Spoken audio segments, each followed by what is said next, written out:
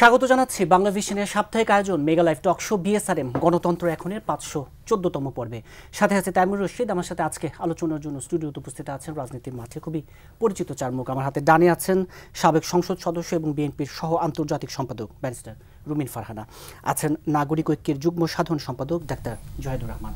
আমার হাতের বামে আছেন সাবেক সংসদ সদস্য এবং যুবলীগের president member barrister Selim Altaf George, আছেন সাবেক সংসদ সদস্য এবং জাতীয় পার্টির অতিরিক্ত মহাসচিব ব্যারিস্টার শামীম হায়দার পাটোয়ারি। আপনাদের চারজনকে আজকে স্টুডিওতে স্বাগত জানাচ্ছি। দর্শক, বিএসআরএম গণতন্ত্র এখনের আজকের পর্বে আমরা আলোচনা করব ডোনাল্ডোর সফর। এই সফর কোন দলের জন্য কতটা স্বস্তির, কতটা অস্বস্তির? এই যে পেছন ফুলে সামনের দিকে তাকানো, আসলে কতটা সহজ হবে এই তাকানো? বিশেষ করে নির্বাচন, গণতন্ত্র, মানবাধিকারের মতো প্রশ্নে অস্বস্তি রেখে সামনের দিকে এগিয়ে যাওয়াটা কতটা সহজ হবে, এ নিয়ে আলোচনা করব। আলোচনায় থাকবে বিএনপির নতুন করে দল গুছানোর আলোচনা এবং যুগপৎ আন্দোলনের যে চিন্তাভাবনা, এর গতি প্রকৃতি কী হবে, এ নিয়ে আলোচনার চেষ্টা করব। আলোচনায় থাকবে বাংলাদেশের অর্থনীতির হালচাল, ঠেকানো যাচ্ছে না রিজার্ভের পতন, প্রকৃত রিজার্ভ $1300 কোটি কম, খাদ্য মূল্যস্ফীতি 10% বেশি, 10.22। এই যে বলা হচ্ছে সব মিলিয়ে দেশের অর্থনীতি খাদের কিনারে, আসলে কতটা খাদের কিনারে, আর যদি তাই হয় এর থেকে উত্তরণের উপায় কী, এসব নিয়ে আজকের বিএসআরএম গণতন্ত্র এখন। যথারীতি আলোচনা শুরু করবো ব্যারিস্টার রুমিন ফারহানা আপনাকে দিয়ে। এই যে বলছিলাম ডোনাল্ডোর সফর খুব আলোচিত সফর, 7 জানুয়ারি নির্বাচনের পরে খুবই আলোচিত সফর। তিনি যখন বলেন সব পেছনে ফেলে সামনে তাকাতে চাই, এই যে সামনে তাকানোটা বিএনপির জন্য কি আসলে অনেকটা পেছনে রয়ে যাওয়া কিনা? আপনাকে অসংখ্য ধন্যবাদ।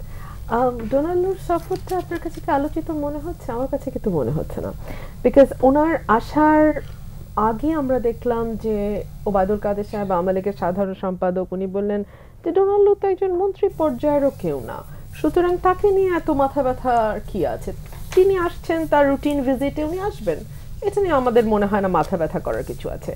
আবার বিএনপির মহাসচিব একই ধরনের কথাই বললেন, তিনি বললেন যে আমরা কখনোই বিদেশিদের দিকে তাকিয়েছিলাম না, সুতরাং ডোনাল্ডোর সফর হতে পারে, ঠিক আছে। এই সফরটিকে আসলে যদি আপনি আলোচিত বলতে চান, ডোনাল্ডোর সফর সেটা হচ্ছে নির্বাচনের আগে যখন উজরা জিয়া বা ডোনাল্ডো এসেছিলেন তখন ভীষণ আলোচিত ছিল, বিকজ সেই সময়টাই ছিল টালমাটাল একটা সময়, এবং বাংলাদেশের মানুষ, আমি খুব স্পষ্টভাবে এবং খুব কেয়ারফুলি আমার শব্দ চয়ন করছি, বাংলাদেশের মানুষ কোনো বিশেষ দল, কোনো বিশেষ গোষ্ঠী, কোনো বিশেষ অংশের মানুষ নয়, আপামর সাধারণ মানুষ ভেবেছিল যে হয়তো এবার তারা তাদের ভোটের অধিকারটা প্রয়োগ করতে পারবে। এবং নির্বাচনকে সামনে রেখে যখন ভিসা রেস্ট্রিকশনের কথা আসলো, যখন র্যাবের উপরে স্যাংশন আসলো, এবং আমরা দেখলাম যে স্যাংশন সত্যি সত্যি কাজ করছে, গুম, বিচার বহির্ভূত হত্যা একেবারে সিগনিফিকেন্টলি, বিচার বহির্ভূত হত্যা তো ভীষণ সিগনিফিকেন্টলি কমে এসছে স্যাংশনের পরে, এই জায়গাগুলোতে বাংলাদেশের মানুষের একটা প্রত্যাশা তৈরি হয়েছিল। ওনার এবারের ভিজিট নিয়ে যে প্রশ্নটি আসতে পারে, যেটা আপনি বলছেন লুক ফরওয়ার্ড, সামনের দিকে তাকানো, এই কথাটি নিয়েই প্রচুর আলোচনা হচ্ছে। আচ্ছা, আপনি আমাকে বলেন তো, নির্বাচনের আগে ডোনাল্ডো আসলে তো কোনো ব্যক্তি নন, তিনি একটি রাষ্ট্রের প্রতিনিধিত্ব করছেন, সেই দেশটি গণতন্ত্র, মানবাধিকার, বাক স্বাধীনতা, মত প্রকাশের স্বাধীনতা, মানুষের ভোটের অধিকার, এই জায়গাগুলোতে তাদের এমফাসিস দিচ্ছিল। এই জায়গাগুলোতে কি কোনোটাতে কোনো অবস্থার পরিবর্তন হয়েছে? মানে আমেরিকা কি এখন বলছে যে না ঠিক আছে ভোটের দরকার নেই, ঠিক আছে রাষ্ট্রগুলো যেভাবে মানে মেয়াদের পর মেয়াদ এই সরকার ক্ষমতায় থাকছে সেভাবেই থাকুক, কিন্তু এই অস্বস্তিগুলোকে রেখেই তো সামনের এগিয়ে যাওয়ার কথা বলছে। দুটো দেশ তারা তো কূটনৈতিক সম্পর্ক ছিন্ন করবে না আভ্যন্তরীণ নির্বাচনের কারণে, তবে হ্যাঁ নির্বাচনের আগে তাদের মানে যেই কথাগুলো আমি বললাম, হিউম্যান রাইটস বা ডেমোক্রেসি নিয়ে তাদের যেই মতাদর্শ ছিল বা তাদের যেই ধ্যান ধারণা ছিল, সেটা নির্বাচনের পরে বদলে গেছে বা ভিন্ন কিছু হয়েছে বলে আমার সেটা মনে হয় না। তারা রোহিঙ্গা ইস্যুতে কাজ করবে বলছে, তারা বলছে আকসা জিসুমিয়ার ব্যাপারে তারা কথা হয়েছে, তারা বলছে যে তাদের যেই মানে প্রশান্ত মহাসাগরীয় ওই জায়গাটায়, ভারত প্রশান্ত মহাসাগরে যে ইয়েটা স্ট্র্যাটেজিটা, সেটা নিয়ে তাদের আলাপ হয়েছে। এই আলাপগুলো তো সরকারে যেই থাকুক না কেন, সেটা আমি থাকি আর কেউ থাকুক, যেই থাকুক, এই আলাপগুলো তো আসলে চলবেই। সেই জায়গাতে আমার মনে হয় না যে ডোনাল্ডোর এই সফরটা খুবই আলোচিত কোনো সফর, কিংবা এখানে তার আগের নির্বাচনের আগে যুক্তরাষ্ট্রের যে অবস্থা ছিল সেখান থেকে বেসিক যেই বিষয়গুলোতে বাংলাদেশের মানুষের কনসার্ন আছে সেই জায়গাগুলোতে নির্বাচনের পরে যুক্তরাষ্ট্রের অবস্থা পাল্টে যদি তাই গেছে। হয় তাহলে যে সামনের দিকে তাকানোর যে কথা সেটা কি বিএনপির জন্য কিছুটা অস্বস্তির কিনা? আমরা না নির্বাচনের আগে যখন ভীষণভাবে আওয়ামী লীগ চেষ্টা করছিল পশ্চিমা নির্ভরতা দেখানোর, যে বিরোধী দল পশ্চিমা বিশ্বের দিকে তাকিয়ে আছে গণতন্ত্রের জন্য, ঠিক সেই চূড়ান্ত পিক মোমেন্টেও আমাদের মহাসচিব খুব পরিষ্কারভাবে বলেছে যে আমরা কোনো বিদেশি শক্তির উপর ভর করে আন্দোলন করছি না, আমাদের শক্তির জায়গা আমাদের দেশের মানুষ, আমাদের নেতাকর্মী, আমার দলের মানুষ। এরপরে যদি কোনো বহির্শক্তি গণতন্ত্রের কথা বলে, ভোটের অধিকারের কথা বলে, সেটা ডেফিনেটলি আমাদের নৈতিকভাবে শক্তি যোগায়, কিন্তু সেটাকে ভিত্তি করে আসলে আমাদের আন্দোলন হচ্ছে না বা আন্দোলন আমরা করছি না, খুব পরিষ্কার। জি, ব্যারিস্টার সেলিম আলতাফ জহুর, যে বিদেশি নির্ভরতা তো বিএনপি নেই, যদি ডোনাল্ডোর সফরকে কি ঠিক হার জিতের জায়গা থেকে দেখার সুযোগ আছে কিনা? ধন্যবাদ আপনাকে, আমার সহআলোচক যারা আছেন ধন্যবাদ, শুভেচ্ছা সবাইকে। তবে আজকে আমরা এখানে যে লাইন আপ আছি সবাই দুর্ভাগ্যক্রমে সবাই সাবেক। এসব সাবেক এক জায়গায় হয়ে যদি আমরা এখন ডোনাল্ড লু দেশে আসার পরে কি প্রভাব পড়ছে কি পড়ছে না সেটা আমাদের আলোচনায় কতটা আমরা বিস্তারিত ব্যাখ্যা করতে পারবো।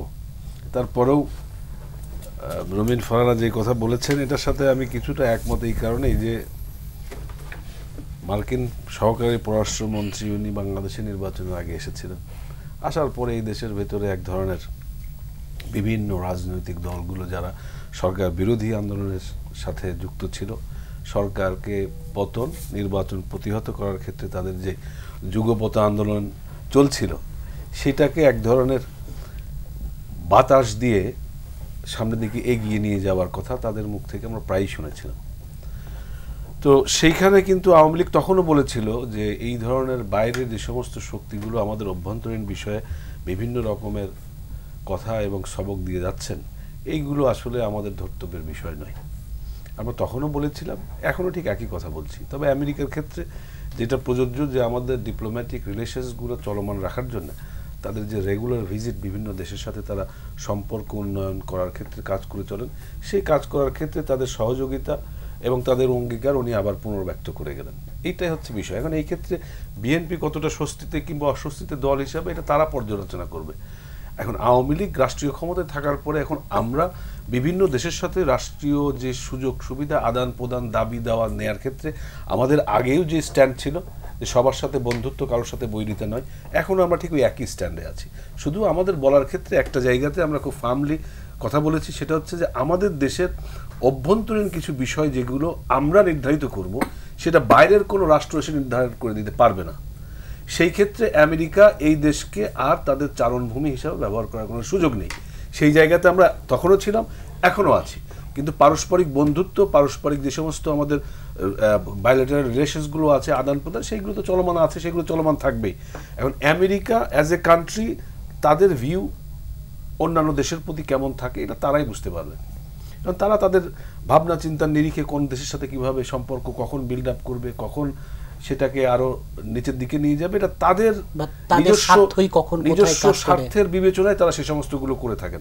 কারণ এইগুলো পৃথিবীর বিভিন্ন দেশে আমেরিকার এই সমস্ত কথাবার্তা কাজকর্ম আমরা দেখেছি, যার জন্য এটা ভাবার কোনো কারণ নেই যে কোনো রাষ্ট্র বিশেষ করে ওনারা এসে আমাদের কাউকে গাছে তুলে দেবেন, কাউকে গাছ থেকে নামিয়ে ফেলবেন, এইগুলো ভাবার কোনো সুযোগই নেই। কেননা ওনাদের স্বার্থ যেখানে জড়িত ঠিক সেই বিষয়টা নিয়ে কাজ করবেন, এর বাইরে ওনার কোনো কিছুই করার সুযোগ নেই। বিএনপি যেটা বলেছে যে মির্জা ফখরুল সাহেব নাকি আগেও বলেছিলেন, তো আমি আগে কি বলেছিলেন ওটা আমার এখনো মনে নেই, এখন উনি বলছেন যে হ্যাঁ এই দেশের জনগণই আমাদের মূল শক্তি, তাদের উপর ভিত্তি করে আমরা আন্দোলনে এগিয়ে যাব। হ্যাঁ, ওনারা এই দেশের মানুষের সাথে সম্পৃক্ত হয়ে আন্দোলন আরও বেগবান করার যে কথা বলছেন সেটা যদি করতে পারেন ভালো।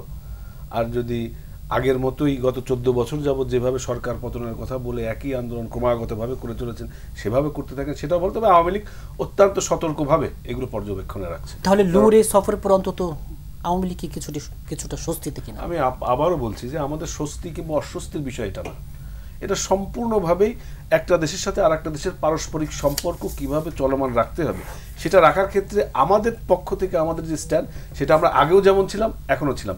এখানে স্বস্তি অস্বস্তি এটা আসলে ব্যক্তিগত বিষয়ের ভিতরে পড়ে যায়। রাষ্ট্রীয় ব্যবস্থাপনার ভিতরে কোন রাষ্ট্রের সাথে আমার সম্পর্ক কেমন হবে না হবে এটার সাথে স্বস্তি অস্বস্তির কোনো যোগাযোগ নেই, কেননা এই ডিপ্লোম্যাটিক রিলেশনসগুলো ইজ অলওয়েজ মুভিং। আজকে আপনি এই ব্লকে থাকেন, কালকে অন্য ব্লকে চলে যেতে পারেন, কেননা এইটা আমার নিজের ব্যক্তিগত দেশের রাষ্ট্রীয় স্বার্থে এখন আমি কোন দেশের সাথে কোন ব্লকের সাথে কাদের সাথে কিভাবে সম্পর্ক রেখে চলবো এটা অত্যন্ত ইন্টারনাল ইস্যু। এই ইস্যুগুলো আমরা যেভাবে আউটস্পোকেন অংশ আলোচনা করি এইগুলোর বাইরে ভেতরে কি হচ্ছে এটা হয়তো আমরা কেউই জানি না। তো যার জন্য এই সমস্ত কথা আমরা শুধু বলেই যাচ্ছি। লু সাহেব নির্বাচনের আগে এসে একরকম বলেছেন, নির্বাচনের পরে এসে একরকম বলছেন, আমি কোয়াইট 6 মাস পরে আরেক রকম বলবেন যদি উনি থাকেন ওই পদে। তো এইভাবে চলতে থাকবে, এটা আবহমান কাল ধরে হয়ে আসছে, এখনো একইভাবে চলছে। ডাক্তার জাহিদুর রহমান, এই যে যুক্তরাষ্ট্র কি আসলে তার অবস্থান পরিবর্তন করলো, বারবার ঘুরে ফিরে এই প্রশ্নটা আসছে। ধন্যবাদ আপনাকে। জর্জ ভাই একটা কথা দিয়ে শুরু করি, মানে আমেরিকা তার স্বার্থে ইত্যাদি ইত্যাদি করে। মানে আপনার এই অনুষ্ঠানে ইলেকশনের আগে বহুবার এসেছি, বহুবার বলেছি, লিখেছি, নিজে বলেছি, অন্য কোথাও কলাম লিখেছি। মানে এইটুকু তো আমাদের মাথায় আসলে আন্ডারস্ট্যান্ডিং আছে, পৃথিবীতে ইন্টারন্যাশনাল রিলেশনসে কোনো স্বামী স্ত্রী ব্যাপার ট্যাপার নাই, রক্তের রাখি বন্ধন ব্যাপার ট্যাপার নাই। এটা আসলে স্বার্থের dealing, it's not a charity. আপনি বলতে পারেন অমুক আপনার স্বামী বা স্ত্রী, কিন্তু আসলে না, এগুলো দিয়ে কাজ হয় না, ডিল করে। এখন স্বার্থের হিসাবটা কখনো কখনো স্টেট তার স্বার্থ হিসাব করে। ডোনাল্ড লু ক্লিয়ারলি বলেছেন বাংলাদেশের সাথে তার ডিলিং বা সবকিছু তার স্বার্থ। জাহিদ সাহেব আমার উদ্ধৃতিতে বললেন, আমি স্বামী স্ত্রীর বিষয়টা না, স্বামী স্ত্রী বলেন, স্বার্থ বলছেন, আপনি স্বার্থ বলছেন। না না, আপনি ওটা বলেন না, আমি জানি আপনি স্বার্থ বলেছেন। তো স্বার্থের বাইরে কিছু না। আচ্ছা, কখনো কখনো ডিলটা কি হয়, ব্যক্তি বা একটা দল বা একটা রেজিমের ডিল হয়। বাংলাদেশের ঝুঁকির জায়গাটা কোনটা? যে রেজিমটা ক্ষমতায় আছে সে তার ক্ষমতা টেকানোর স্বার্থে ডিল করছে। আমাদের প্রশ্ন আসলে ওই জায়গা নিয়ে। সুতরাং আমেরিকা তার স্বার্থে ডিল করেছে। আমরা আমেরিকার সাথে কেন ছিলাম? ভেরি সিম্পল, বহুবার বলেছি, আমেরিকার যে স্বার্থ আছে সেখানে একটা অথরিটারিয়ান রেজিমকে সরাতে চায়। এটাকে অবশ্য আদর করে কেউ কেউ হাইব্রিডও বলতে পারেন, আমি এটাকে অথরিটারিয়ানই বলি। সরাতে চায়, এটা সরানো তার স্বার্থ। সে চায় এখানে চায়নার ফুটপ্রিন্ট কমাবে। এটা আমাদের সাথে মিলে গেল, কারণ আমাদের সাথে আমাদের গণতন্ত্র, নির্বাচনে এগুলো ফিরে আসবে, তাই তো?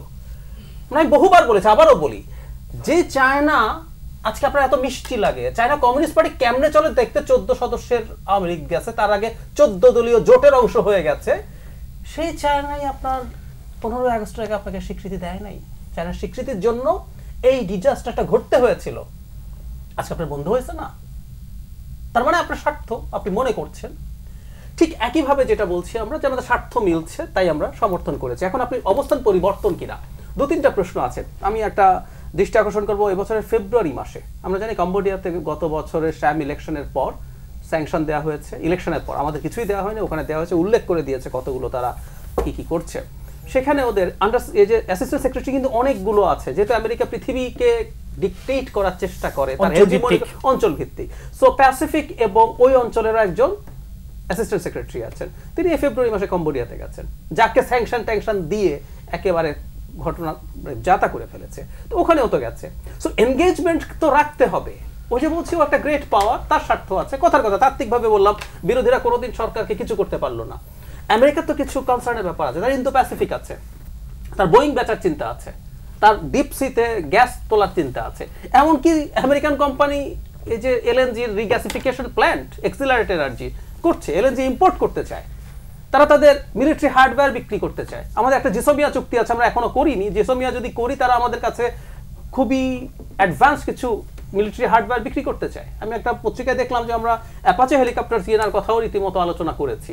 যাই হোক, তাহলে এসব স্বার্থের জায়গায় কি গণতন্ত্র, মানবাধিকার, নির্বাচনী প্রশ্নগুলো না, একদমই না, আড়ালে চলে গেল? না, চলে গেল না। এখন আমার কাছে ইন্টারপ্রিটেশনটা কি, একটা হচ্ছে উনি এগুলো বলেছেন পেছনে তাকাবো না, সামনে তাকা। আচ্ছা, সামনে তাকানো মানে কথার কথা, ওনারা আরো টাফ হবেন না কেমনে বুঝলাম? মানে সামনে সরকারকে তারা সব ছাড় দিয়ে করে ফেলবেন? নট নেসেসারি, তারা এনগেজমেন্ট রাখবেন। তবে আমি একটা জিনিস খুব সিরিয়াসলি মনে করি, সেটা হচ্ছে তাদের যে অফিসিয়াল স্টেটমেন্ট, সেখানে গণতন্ত্রের কথা আছে। আপনি আমেরিকান এম্বাসির ফেসবুক বা টুইটারে গেলেই দেখবেন, ওখানে মানবাধিকার, মত প্রকাশ, সব কথা, সবকিছু খুব সিরিয়াসলি বলেছেন। এবং অনেকগুলো হার্ড ইস্যুজ আছে, সেগুলো নিয়ে তারা কাজ করতে চান। এবং টেনশন যে তাদের মধ্যে এখনো রয়ে গেছে, তার একটা প্রমাণ বলি, জনাব লু শ্রীলঙ্কায় গিয়েছিলেন এর আগে, 3টা দেশ, ভারত, তারপর শ্রীলঙ্কা, তারপর আমাদের এখানে। ওখানে প্রেসিডেন্টের সাথে কিন্তু উনি দেখা করেছেন। উনি বাংলাদেশের প্রধানমন্ত্রীর সাথে দেখা করতে চেয়েছিলেন, প্রধানমন্ত্রী তাকে সাক্ষাৎ দেননি, এটা একদম স্পষ্ট। উনি দেখা করতে চান, এটা খুব গুরুত্বপূর্ণ, মিডিয়াতে এসছে। দেননি মানে হচ্ছে এখনো আসলে সে আস্থার জায়গা বা সম্পর্ক তৈরি হয়নি, কারণ সরকার যা চায় সেই জায়গায় উনি কিন্তু খুব আশা শোনান নাই। র্যাবের স্যাংশনের ব্যাপারে উনি ক্লিয়ারলি বলেছেন যে ওটা আসলে ওদের ল ডিপার্টমেন্ট যেটা আছে সেখানে আছে, সেটা ওখানে দেখছে, তারা রিপোর্ট দিবেন। ওনারা ভেবেছিল বাংলাদেশে তো একজন বলে দিলেই হয়ে যায়, এটা উঠায় ফেলো, এটা নামায় ফেলো, ওগুলো তো আসলে হয় না। আরেকটা জিনিস যোগ করে শেষ করি, কোরআন পড়ানো নিয়ে যখন খুব বাকবিতণ্ডা হচ্ছে, টার্কি যখন বারবার ইয়েকে মানে চাপ দিচ্ছে সুইডেনকে যে তুমি তোমার ওই লোকগুলোকে এখানে পাঠাও, প্লাস ওদের যে কুর্দিদের বিদ্রোহীরা আছে ওদেরকে হ্যান্ড ওভার করো, তখন সুইডেন খুব সুন্দর একটা জবাব দিয়েছিল, তোমার টার্কিতে না এক্সিকিউটিভের কথা শুনে বিচার বিভাগ যাতা করে, বাট সুইডেন একটা লিবারেল ডেমোক্রেসি, এখানে সেপারেশন অফ পাওয়ার আছে, জুডিশিয়ারি কি করে সরকার চাইলেও আসলে হয় না। সো আমেরিকাটাও সরকার যাই দাবি করুক না কেন মোটামুটি একটা ডেমোক্রেসি তো বটেই, সো এত সহজে হবে না, এগুলো সরকারকে নাকচ করে দিতে চায়। ব্যস্ত স্বামী হায়দার পাটোয়ারি, এই যে সম্পর্ক, স্বার্থ, আপনি কি দৃষ্টিভঙ্গি থেকে দেখছেন? না, এত ন্যারো দৃষ্টিভঙ্গিতে এত বড় বিষয় আসলে যাচাই বাছাই করা যায় না। এটা সরকারের ফার্স্ট ইয়ার, সরকার ইলেকশন করেছে, ইলেকশন বৈতরণী পার করেছে, শপথ নিয়েছে, সংসদে বসেছে, ক্যাবিনেট ফর্ম করেছে। সরকারের শেষ বছরে যে চাপটা আমেরিকা দিতে পারে, প্রথম বছরে সেই চাপটা আমেরিকা দিতে চাবে না। তবে আমি বিএনপির নেতৃবৃন্দের কথাবার্তা শুনে একটু অবাক হয়েছি, তারাও একটু হতাশা মনে হচ্ছে। এটা ক্যামোফ্লেজও হতে পারে, আমি জানি না বিএনপি কৌশল। দেখুন, ডোনাল্ড বাংলাদেশে এসেছে এবং যে কোনো ফরেন পলিসি অবশ্যই কুইট পুরো হবে। বাংলাদেশের সাথে আমেরিকার সম্পর্ক হবে দ্বিপাক্ষিক, স্বাভাবিক। বাণিজ্যের কথা অনেকে বলেন, একটাকেও বলছিলাম যে বাংলাদেশের অর্থনীতি তো মহারাষ্ট্রেরও 3 ভাগের 1 ভাগ হবে। এই আমেরিকার বাংলাদেশে বাণিজ্য ইন্টারেস্ট এত বড় হয়ে গেছে, ডোনাল্ড 2 বছরে 3 বার আসবে, এত বারবার আসবে, আজদা জিয়া এবং সবাই। না, বাণিজ্য ওখানে কোনো মুখ্য ইস্যু হতে পারে না। মুখ্য ইস্যু হচ্ছে ব্যাম্বু কার্টেন, চাইনিজ কার্টেন। এই চাইনিজ কার্টেনে যেন বাংলাদেশ পুরোপুরি চলে না যায় বা আস্তে আস্তে সরে আসে। এবং আমেরিকানরা তাদের কার্ড খুব স্মার্টলি খেলছে। তারা এমন কোনো আচরণ করছে না, এমন কোনো কথা বলছে না, এমন কোনো প্রেশার দিচ্ছে না যাতে সেটার যুক্তি দেখে সরকার আমেরিকার সাথে রিলেশন খারাপ করতে পারে অথবা চায়নার সাথে রিলেশন আরও বাড়াতে পারে। এবং সেক্ষেত্রে যেটি হচ্ছে, যেমন স্যাংশন দেওয়া ছিল, একটা স্যাংশন ওঠেনি। আমরা খুব স্পষ্টই জানতাম ইন্ডিভিজুয়াল স্যাংশন আরও অনেক বেশি দিলেও খুব বেশি কিছু যায় আসে না যদি স্টেট স্যাংশন দেওয়া নেওয়া হয়, যেটা আমরা কখনো চাইনি। আমরা কখনো চাই না বাংলাদেশের স্টেট স্যাংশন দেওয়া হোক, এটা দেশের জন্য ক্ষতিকর, মানুষ দুর্ভিক্ষে মারা যাবে। আমেরিকা আওয়ামী লীগের জন্য, মানে আমার অভিমত, কিছুটা unwanted but unavoidable mediator on Democratic issue. Awami League চায় না, কিন্তু অ্যাভয়েড করতে পারবে না। এই যে আসছে, আসবে, আরও আসবে। এবং একটা পজিটিভ বার্তার মাধ্যমে তারা স্টেক হোল্ডার, পার্টনার পাশাপাশি থাকবে, চেক দেবে, গার্ড দেবে। এবং তাদের মুখ্য উদ্দেশ্য আমি যেটা মনে করি আলটিমেটলি ইন্দো প্যাসিফিক। এবং বিগত সময় তারা যে স্যাংশন দিয়েছিল, যে প্রেশার দিয়েছিল, সেই প্রেশারে তো সুনামি এফেক্ট ছিল। যখন র্যাবে স্যাংশন দেওয়া হলো তখন তো একটা সুনামি এফেক্ট পড়ে গেছিল সরকারের মধ্যে এবং ব্যাপক টানাপোড়েনও সৃষ্টি হয়েছিল আমেরিকার সাথে সরকারের। পরে সরকার ইন্দো প্যাসিফিক ফ্রেমওয়ার্ক করলো, বিআরআই শব্দটা ভুলে গেছে টোটালি। পরে G20 সম্মেলনে গেল এবং একটা ইজ ডাউন হলো। সেই ইজ ডাউনে নিশ্চয়ই কোনো একটা নেগোসিয়েশন হয়েছে, আই ডোন্ট নো সেটা কি। আমার মতে এটা হতে পারে যে সরকার থেকে বলা হয়েছে কোনো এক সময় তারা ইন্দো প্যাসিফিক কনসিডার করবে। সাথে সাথে আবার চায়না কিন্তু হুঙ্কার দিয়েছে সেই সময়, চাইনিজ রাষ্ট্রদূত, ইন্দো প্যাসিফিকে গেলে বাংলাদেশ, চায়না কখনো মেনে নেবে না। তো বাংলাদেশ হয়ে গেছে এখন সুপার পাওয়ারের একটা ফুটবলের মতো। এটা একটা চার্ম আছে, চার্মটা বাংলাদেশ এনজয় করছে অনেকদিন, চরমভাবে এনজয় করছে যে চাইনিজ ফান্ডে আমাদের ডেভেলপমেন্ট হবে, আমেরিকা আবার আমাদেরকে তোয়াজ করবে, ভারত আবার কিছুটা হেল্প করবে ভোটে, আবার তোয়াজ করবে। চমৎকার একটা চার্মিং এনভায়রনমেন্টে সরকার চলেছে। আমার মনে হচ্ছে সেই চার্মিংটা শেষ হয়ে গেছে, হানিমুন পিরিয়ডটা শেষ। এই ট্রিপার্টাল রিলেশনের মধু খাওয়ার, মধুচন্দ্রিমার সময়টা পার হয়ে গেছে। এখন সময়টা হচ্ছে রুক্ষ। ইন্দো প্যাসিফিকে যাবেন নাকি চাইনিজ টাকা নেবেন, দুটোর মধ্যে একটা নিতে হবে। দুটোই বাংলাদেশের জন্য দরকার হতে পারে, কারণ এই সরকারটা যেহেতু একটি একতরফা ইলেকশনের মাধ্যমে আসছে, এবং কিছু ইস্যুস যেমন আমাদের ভোট নিয়ে তো বিদেশিদের কথা বলার খুব বেশি সুযোগ কিন্তু নাই ইন্টারন্যাশনাল লতে। আমাদের দেশে আভ্যন্তরীণ বিষয় নিয়ে কথা বলার সুযোগ নাই, কিন্তু মানবাধিকার, শ্রমিক অধিকার এগুলো নিয়ে বলার কথা আছে। সেটার জন্য কিছু পটভূমি তৈরি করা আছে, কিছু ডকুমেন্টেশন, কিছু মন্তব্য তৈরি করা আছে। তো অর্থাৎ আপনি ওই ব্রডার ইন্দো প্যাসিফিকে যখন আপনি যাবেন না, তখন একটু একটু করে ইস্যুগুলো রাইজ করবে পেন্ডুলামের মতো, এবং প্রেশারটা বাড়তে থাকবে। এবং ভারত নিজেও তো ইন্দো প্যাসিফিকের একজন মেম্বার এবং সক্রিয় মেম্বার, এবং অবশ্যই ভারতও চাচ্ছে বাংলাদেশ ইন্দো প্যাসিফিকে যাক। এটা পর্দার আড়ালের ব্যাপার, আমি না জেনে বলছি। সেই ক্ষেত্রে বাংলাদেশ ইন্দো প্যাসিফিকে গেলে চায়না তীব্রভাবে নাকশ হবে। অর্থনীতি এই মুহূর্তে যে কন্ডিশনে আছে, এই মুহূর্তে যেটা একসময় আমরা আপনার টক সাথে ঝগড়া করতাম, আমরা বলতাম 24 বিলিয়ন আমাদের রেমিটেন্স, আমাদের আওয়ামী লীগের বন্ধুরা বলতো 32 বিলিয়ন, টেবিল চাপড়ে যে কোথায় পেয়েছেন আপনি 24 বিলিয়ন। আজকে তো 13 বিলিয়নের কথা পত্রিকায় আসছে এবং কোনো প্রতিবাদ নাই। জাতিকে তৈরি করা হচ্ছে ইকোনমিক শকের জন্য। বিদ্যুতের দাম বাড়ানো হচ্ছে, ডলারের দাম 1 লাফে 60 টাকা বাড়ানো হয়েছে। তৈরি করা হচ্ছে জাতিকে যে একটা ফল হতে পারে, একটা ক্রাইসিস হতে পারে, তোমরা তৈরি হও। সেই ক্রাইসিসে যদি আবার লোনের কিস্তি আসে, যেটা আসবে সামনে, একটা লোনের কিস্তি তো আসবে হচ্ছে রূপপুর, 1,20,000 কোটি টাকার কিস্তি দিতে হবে বাংলাদেশকে। ওখানে অনেক বিদ্যুৎ উৎপাদন হচ্ছে, দেশের কাজে লাগবে। হয়তো মাননীয় প্রধানমন্ত্রী বা সরকার ভেবেছিল যে ওই বিদ্যুৎটা থেকে আমরা তৈরি পোশাক বা অন্যান্য রপ্তানিযোগ্য জিনিস উৎপাদন করে কম খরচে বিদেশে পাঠিয়ে আমরা আয় করব। সেটা তো হয়ে গেছে অনেক দূর, গাছে কাঁঠাল গোফে তেলের মতো। বিদ্যুৎ উৎপাদন হচ্ছে কিন্তু ইনভেস্টর নাই, লোন নাই, মানুষ কিভাবে ইন্ডাস্ট্রি করবে? ওই বিদ্যুৎটা ওখানে একটু একটু করে পৌঁছে। আপনি তো বিদ্যুৎ এক্সপোর্ট করতে পারবেন না, বিদ্যুৎ তো বিক্রি করতে পারবেন না, বাইরে স্টোর করতে পারবেন না। 1,20,000 কোটি টাকা আপনি কিভাবে দিবেন? তার সাথে শুরু হবে পদ্মা সেতু রেল, 50,000 কোটি টাকা কিভাবে দেবেন? ওটা একটা লস প্রজেক্ট হবে। এই যে লস প্রজেক্টে বিগ ইনভেস্টমেন্ট করে এখন লোনের কিস্তি দিবেন, অলরেডি আপনার সে কি রিজার্ভ কমছে, সামনে আরও 2-3 বিলিয়ন প্রতি মাসে বাড়বে। 100 বিলিয়নের লোন আমাদের, 1 লক্ষ টাকা ছিল পার ক্যাপিটাল লোন 3 বছর আগে। এই 3 বছর এটা হয়েছে 1.5 লক্ষ কোটি। আবার দিতে হবে কিন্তু ডলারে, এটাও একটা ইম্পর্টেন্ট। আমি জানি না ওখানে ক্লজ কি আছে। আপনি টাকা নিচ্ছেন ডলারে, দিচ্ছেন ডলারে, মাঝখানে তো ইনফ্লেশনের কারণে এবং মানি ডিভ্যালুয়েশনের কারণে টাকার অঙ্কে কিন্তু বেড়ে যাচ্ছে। তাহলে এই যে 1.5 গুণ বাড়লো, বাংলাদেশে কি 1.5 গুণ আয় বেড়েছে? বাংলাদেশে কি 1.5 গুণ সক্ষমতা বেড়েছে? এক্সপোর্ট ডাইভার্সিফিকেশন কি 1.5 গুণ হয়েছে? 5-10% বাড়তে পারে। যে হারে গ্রোথ হয়েছে তার থেকে বেশি হারে লোন হয়ে গেছে, এবং এক সময় বুক অফ অ্যাকাউন্টস মিলানো যাবে না, এখন জোড়াতালি দিয়ে মিলানো হচ্ছে। ওই পেমেন্টটা 7 দিন পরে দিয়ে ওটা এখানে দেখানো হচ্ছে, ওই পেমেন্টটা হোল্ড করা হচ্ছে, এয়ারলাইন্সের টাকা হোল্ড করা হচ্ছে। এগুলো হোল্ড করে একটা জোড়াতালির অর্থনীতি কিন্তু বেশি দিন চলে না। সব দেখুন, শ্রীলঙ্কা কিন্তু যেদিন তারা ফল করছে তার 7 দিন আগে তারা লোনের ইনস্টলমেন্ট দিয়েছে, দিয়ে তারা স্বীকার করেছে যে আমরা দেউলিয়া, আমরা এখন ফেস করবো, মার খাবো জনগণের, আমাদেরকে মারো। এক সময় যে আলাপটা আমরা বারবারই করতাম যে আবার শ্রীলঙ্কা হওয়ার দেন সংখ্যা, শ্রীলঙ্কা কিন্তু ব্যাক করেছে, এখন আবার ব্যাক করছে, কারণ তারা শকটা নিতে পেরেছে এবং ওই লোকগুলোই রাজাপাক্ষে আবার ব্যাক করে গেছে। তো বাংলাদেশ তো এই শকটা নেয় না, কোনো রকম জোড়াতালি দিয়ে অর্থনীতি চলেছে।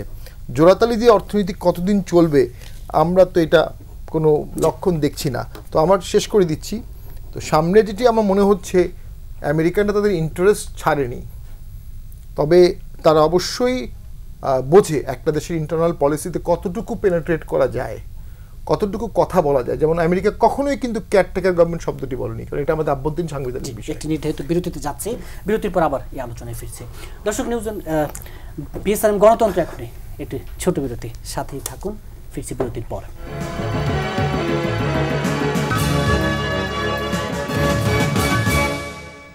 বিরতির পর আবারও স্বাগত জানাচ্ছে গণতন্ত্র এখনই। ব্যারিস্টার রুমিন ফারহানা, এই যে আলোচনার টেবিলে এলো, আওয়ামী লীগ নেতারাও বলছেন যে লুর সফরের পর বিএনপি নেতারা ওলট পালট, হতাশ, এর জবাব দেবেন। আর এই যে ভারত, চীন, যুক্তরাষ্ট্র, ওই যে ফুটবল যে কথাটা এলো, এই জায়গাটি আপনারা কি দৃষ্টিতে দেখেন? না দেখুন, যে কথাটি ডক্টর জাহিদ শুরুতেই বলেছেন যে কূটনীতি তো আসলে কোনো চ্যারিটি না, প্রত্যেকে যার যার স্বার্থ অনুযায়ী কাজ করবে।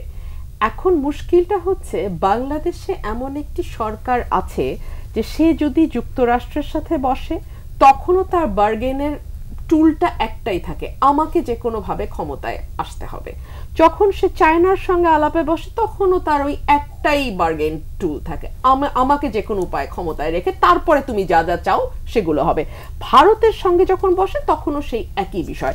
সুতরাং এই সরকার যতদিন পর্যন্ত দেশে থাকবে ততদিন আপনি চায়নার সঙ্গে বার্গেনের কথা বলেন, ইন্ডিয়ার সঙ্গে বার্গেনের কথা বলেন, কিংবা আমেরিকার সাথে বার্গেনের কথা বলেন, তাতে দেশের কথা, দেশের মানুষের কথা আসবার কোনো কারণ নাই।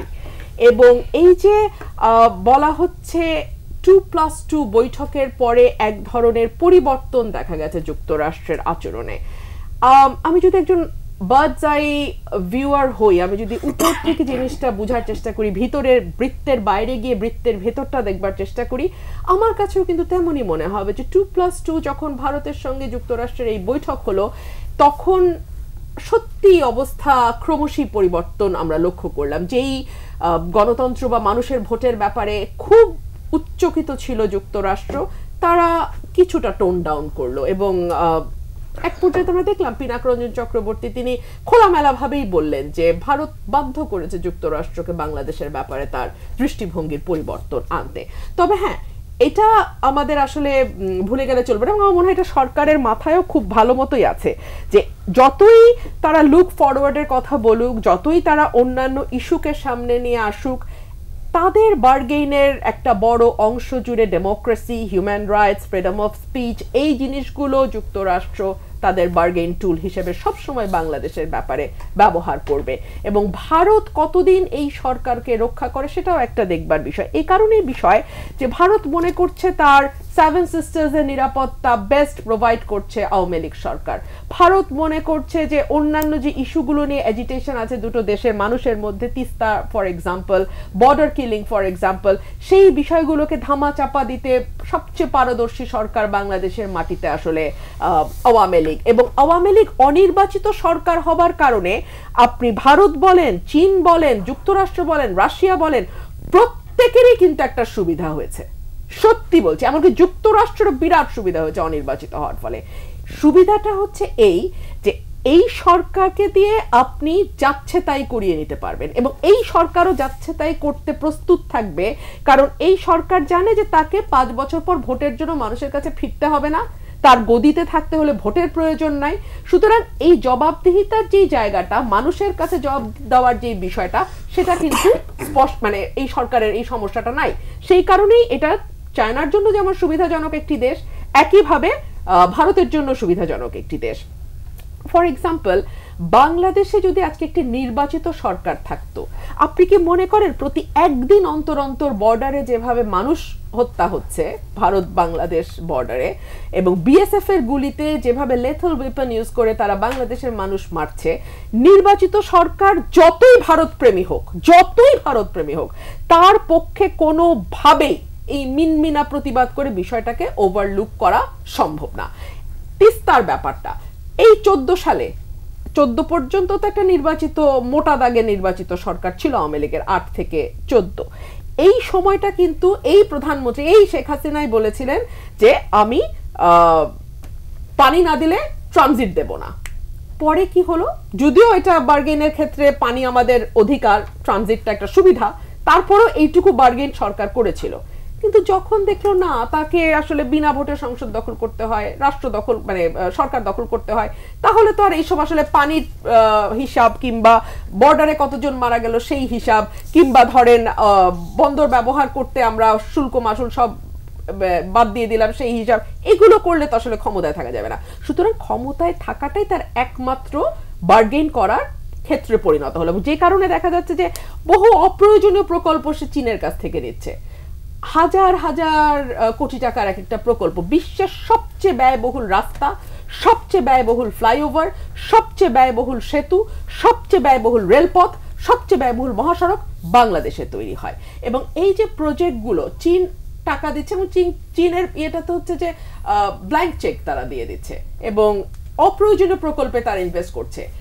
যখন আপনি সেই সুদ পরিশোধের সময়টা আসবে, যেটা পাটোয়ারি ভাই বলছিলেন, এবং এটা খুব বেশি দূরেও না, $5 বিলিয়ন সামনেই শুরু হবে, তখন আসলে বোঝা যাবে যে কি অবস্থাটা দাঁড়ায়। আমরা তো শ্রীলঙ্কার অবস্থা দেখেছি, তো এই অবস্থাগুলো আমাদের সামনে আছে, এবং সরকার যে জানে না তাও না, কিন্তু তাকে এই সুবিধাগুলো অন্যান্য দেশকে দিতে হবে, কারণ তাদেরকে ক্ষমতায় থাকতে হবে। জি, ব্যারিস্টার সেলিম আলতাফ জর্জ, এই যে আওয়ামী লীগকে দিয়ে যা খুশি তাই করিয়ে নেওয়া যাচ্ছে, এটা তো ওনাদের যে রাজনৈতিক স্ট্যান্ড, সেই স্ট্যান্ড থেকে এই ব্যাখ্যাগুলো শুধু আজকেই প্রথম না, দীর্ঘ সময় ধরে একই কথাগুলো বলা হচ্ছে। এবং পাটোয়ারি সহ রবিন সহ জাহেদ ভাই সহ সবাই মিলে যে আশঙ্কা করলেন যে অর্থনৈতিক যে দুরবস্থা এবং এই দুরবস্থা ক্রমাগত আরও ঘনীভূত হবে এবং ঘনীভূত হওয়ার পরে আওয়ামী লীগের নাবিশ্বাস উঠে যাবে এবং সেই নাবিশ্বাস ওঠার সুযোগে ওনারা তাদের যেই ব্যাক অফ দেয়ার মাইন্ড যে চাওয়াটা আছে সেই চাওয়াটা পূরণ করবে, এরকম আশঙ্কা ওনারা করছেন দীর্ঘদিন যাবৎ।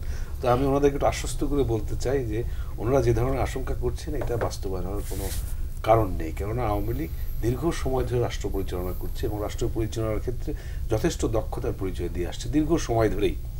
এবং একটা সময় আমরা শুনেছি কথা বলতে যে বাংলাদেশ 7 দিনের ভিতরে শ্রীলঙ্কা হতে যাচ্ছে, হয়ে গেল বলে। এবং বাংলাদেশের যারা এই ইকোনমি নিয়ে রিসার্চ করেন, CPD centre of policy dialogue, ওনারাও বলেছিলেন যে মাসখানেকের ভিতরে শ্রীলঙ্কা হতে যাচ্ছে বাংলাদেশ। তো তারপরে আমরা কি দেখেছি যে ওনাদের এই গবেষণালব্ধ যে সমস্ত তথ্য, সেই তথ্যগুলো ভুল প্রমাণিত হয়ে বাংলাদেশ সেই পথে আর যায়নি। তো এখনও যে ধরনের আশঙ্কা করা হচ্ছে, আমরা রাষ্ট্র পরিচালনার ক্ষেত্রে যথেষ্ট সক্ষমতার পরিচয় দিচ্ছি এবং ওনারা যে ধরনের আশঙ্কা করছেন সেই আশঙ্কার ভিত্তিতে আমরা অত্যন্ত সতর্কভাবেই এগুলো পর্যবেক্ষণ রাখছি, যাতে বাংলাদেশ সহ বাংলাদেশের মানুষ যেই ধরনের চিন্তাভাবনা করা হচ্ছে যে হ্যাঁ আরো অর্থনৈতিক অবস্থা ঘনীভূত রিজার্ভের পতন যেটা হচ্ছে, এটা আপনার সমস্ত বিশ্বের অর্থনৈতিক ব্যবস্থাপনার বিবেচনায় এটা যে খুব অস্বাভাবিক কিছু হচ্ছে তা না, এটা থেকে ওভারকাম করার জন্য আমরা প্রতিনিয়ত চেষ্টা করে চলেছি। ওনারা খুব সরলীকরণভাবে একটা কথা বলে দিলেন, এর বাইরেও কিন্তু আরেকটা বাস্তবতা আছে। সেই বাস্তবতার নিরিখে অর্থনীতি আরো কতভাবে চাঙ্গা হতে পারে, কোন কোন সোর্স থেকে আমরা আরো আয় করতে পারি, সেগুলোর এক্সপ্লোরেশনের ভিতরে আমরা আছি।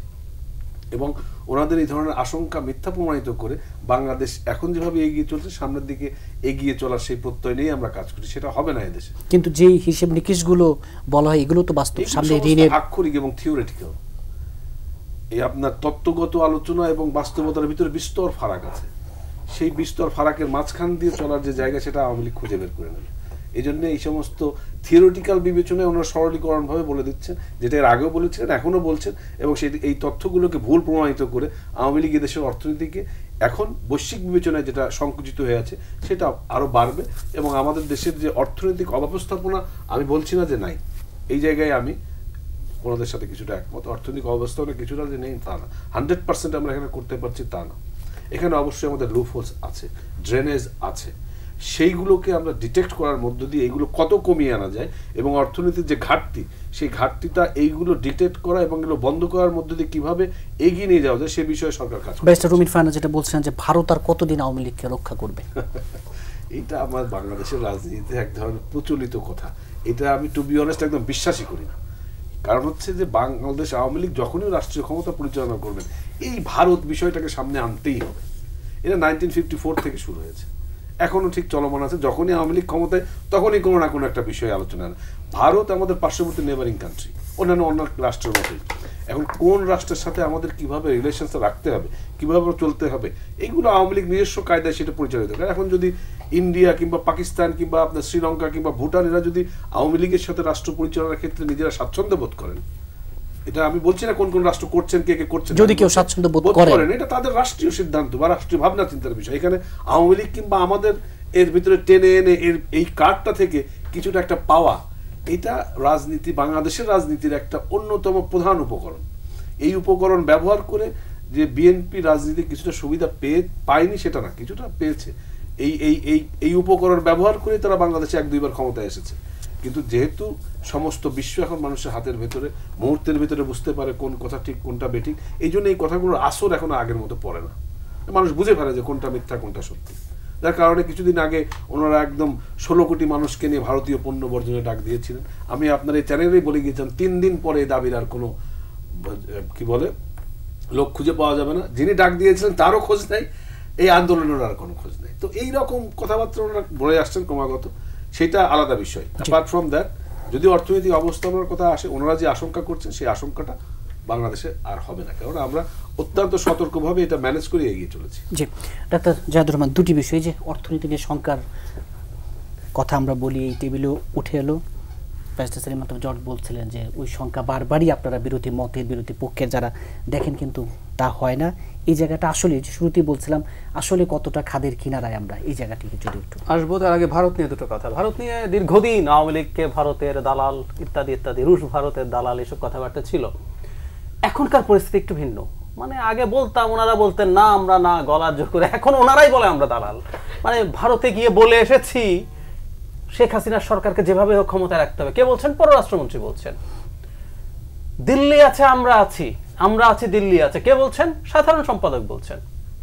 নির্বাচনের পরে পররাষ্ট্রমন্ত্রী, সাধারণ সম্পাদক দফায় দফায় বলছেন 14, 18, মানে পুরনো জায়গার নাকে কত জানাতে হবে। আমি ধারণা করি ভারত বলেছে আর গোপন প্রেমিক টেমিক হওয়া যাবে না, তোমাকে ডাইরেক্ট কবুল করতে হবে সমাজের কাছে। আমি তাই বুঝি, না হয় এসব বলতে হচ্ছে কেন? বলতে হচ্ছে এখন ঘোষণা দেওয়ার পর ওনারা বলছেন এগুলো এক ধরনের রেটরিক। আমি আরেকটা কথা একটু বলি, ওই যে একজন এমপি ক্যান্ডিডেট যিনি আওয়ামী লীগের এমপি ছিলেন, প্রতিমন্ত্রীও ছিলেন, if I am not wrong, mister Mannan, এই যে আমি ভারতের প্রার্থী, আচ্ছা উনি ভারতের প্রার্থী কিনা ভিন্ন আলোচনা, কিন্তু উনি তো ভাবলেন যে আমি একজনকে হুমকি দেওয়ার জন্য আমি ভারতের প্রার্থী কথাটা বলতে পারি। কেন ওনার এটা মনে হয়েছে?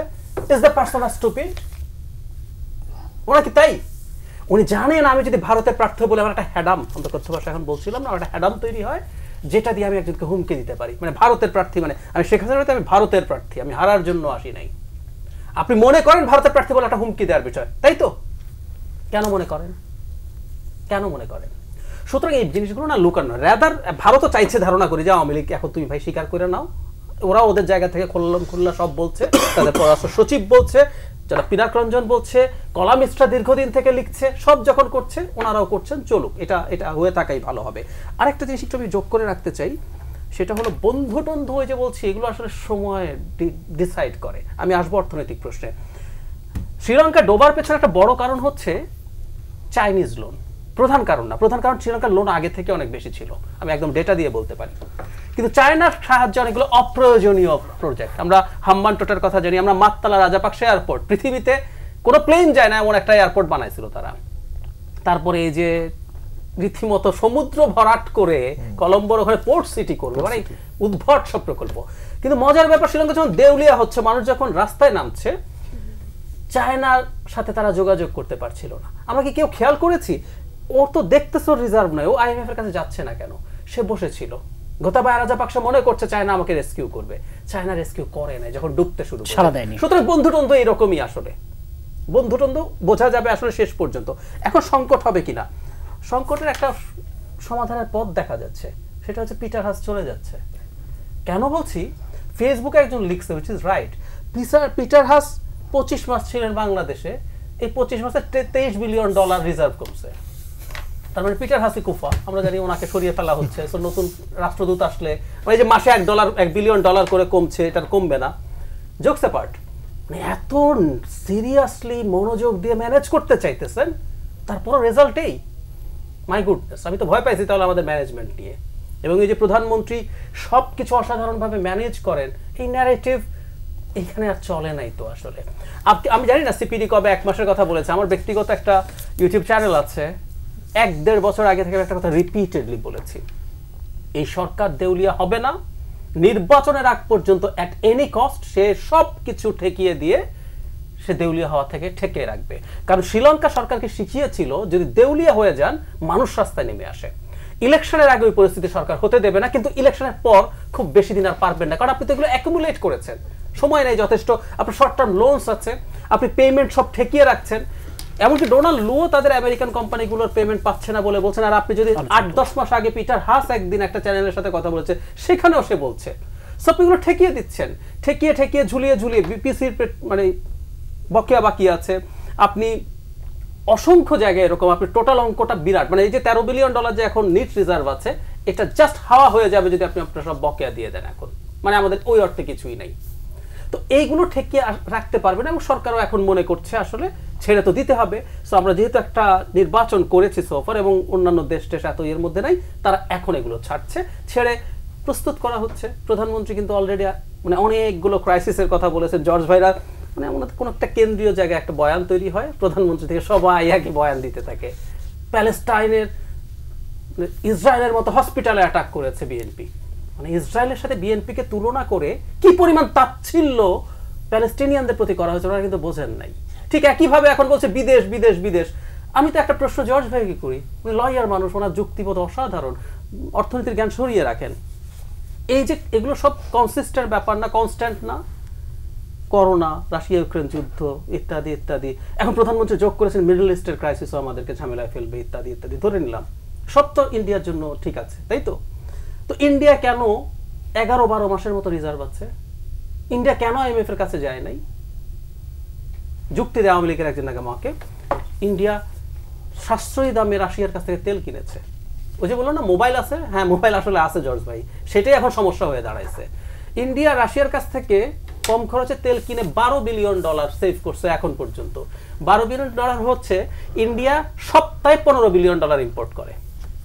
$12 বিলিয়ন মানে ওদের মাসের ইম্পোর্ট হচ্ছে প্রায় $60 বিলিয়ন। তো $12 বিলিয়ন সেভ করে আপনি এই $600 বিলিয়ন করে ফেলছেন না, তার মানেটা কি? এবং তাত্ত্বিকভাবে ইন্ডিয়া তো আমাদের চেয়ে গরিব দেশ, আমাদের মাথা পিছু আয় তাদের চেয়ে বেশি ছিল ডলারের এই পতনের আগে। নেপাল IMF এর কাছে যায় নাই কেন?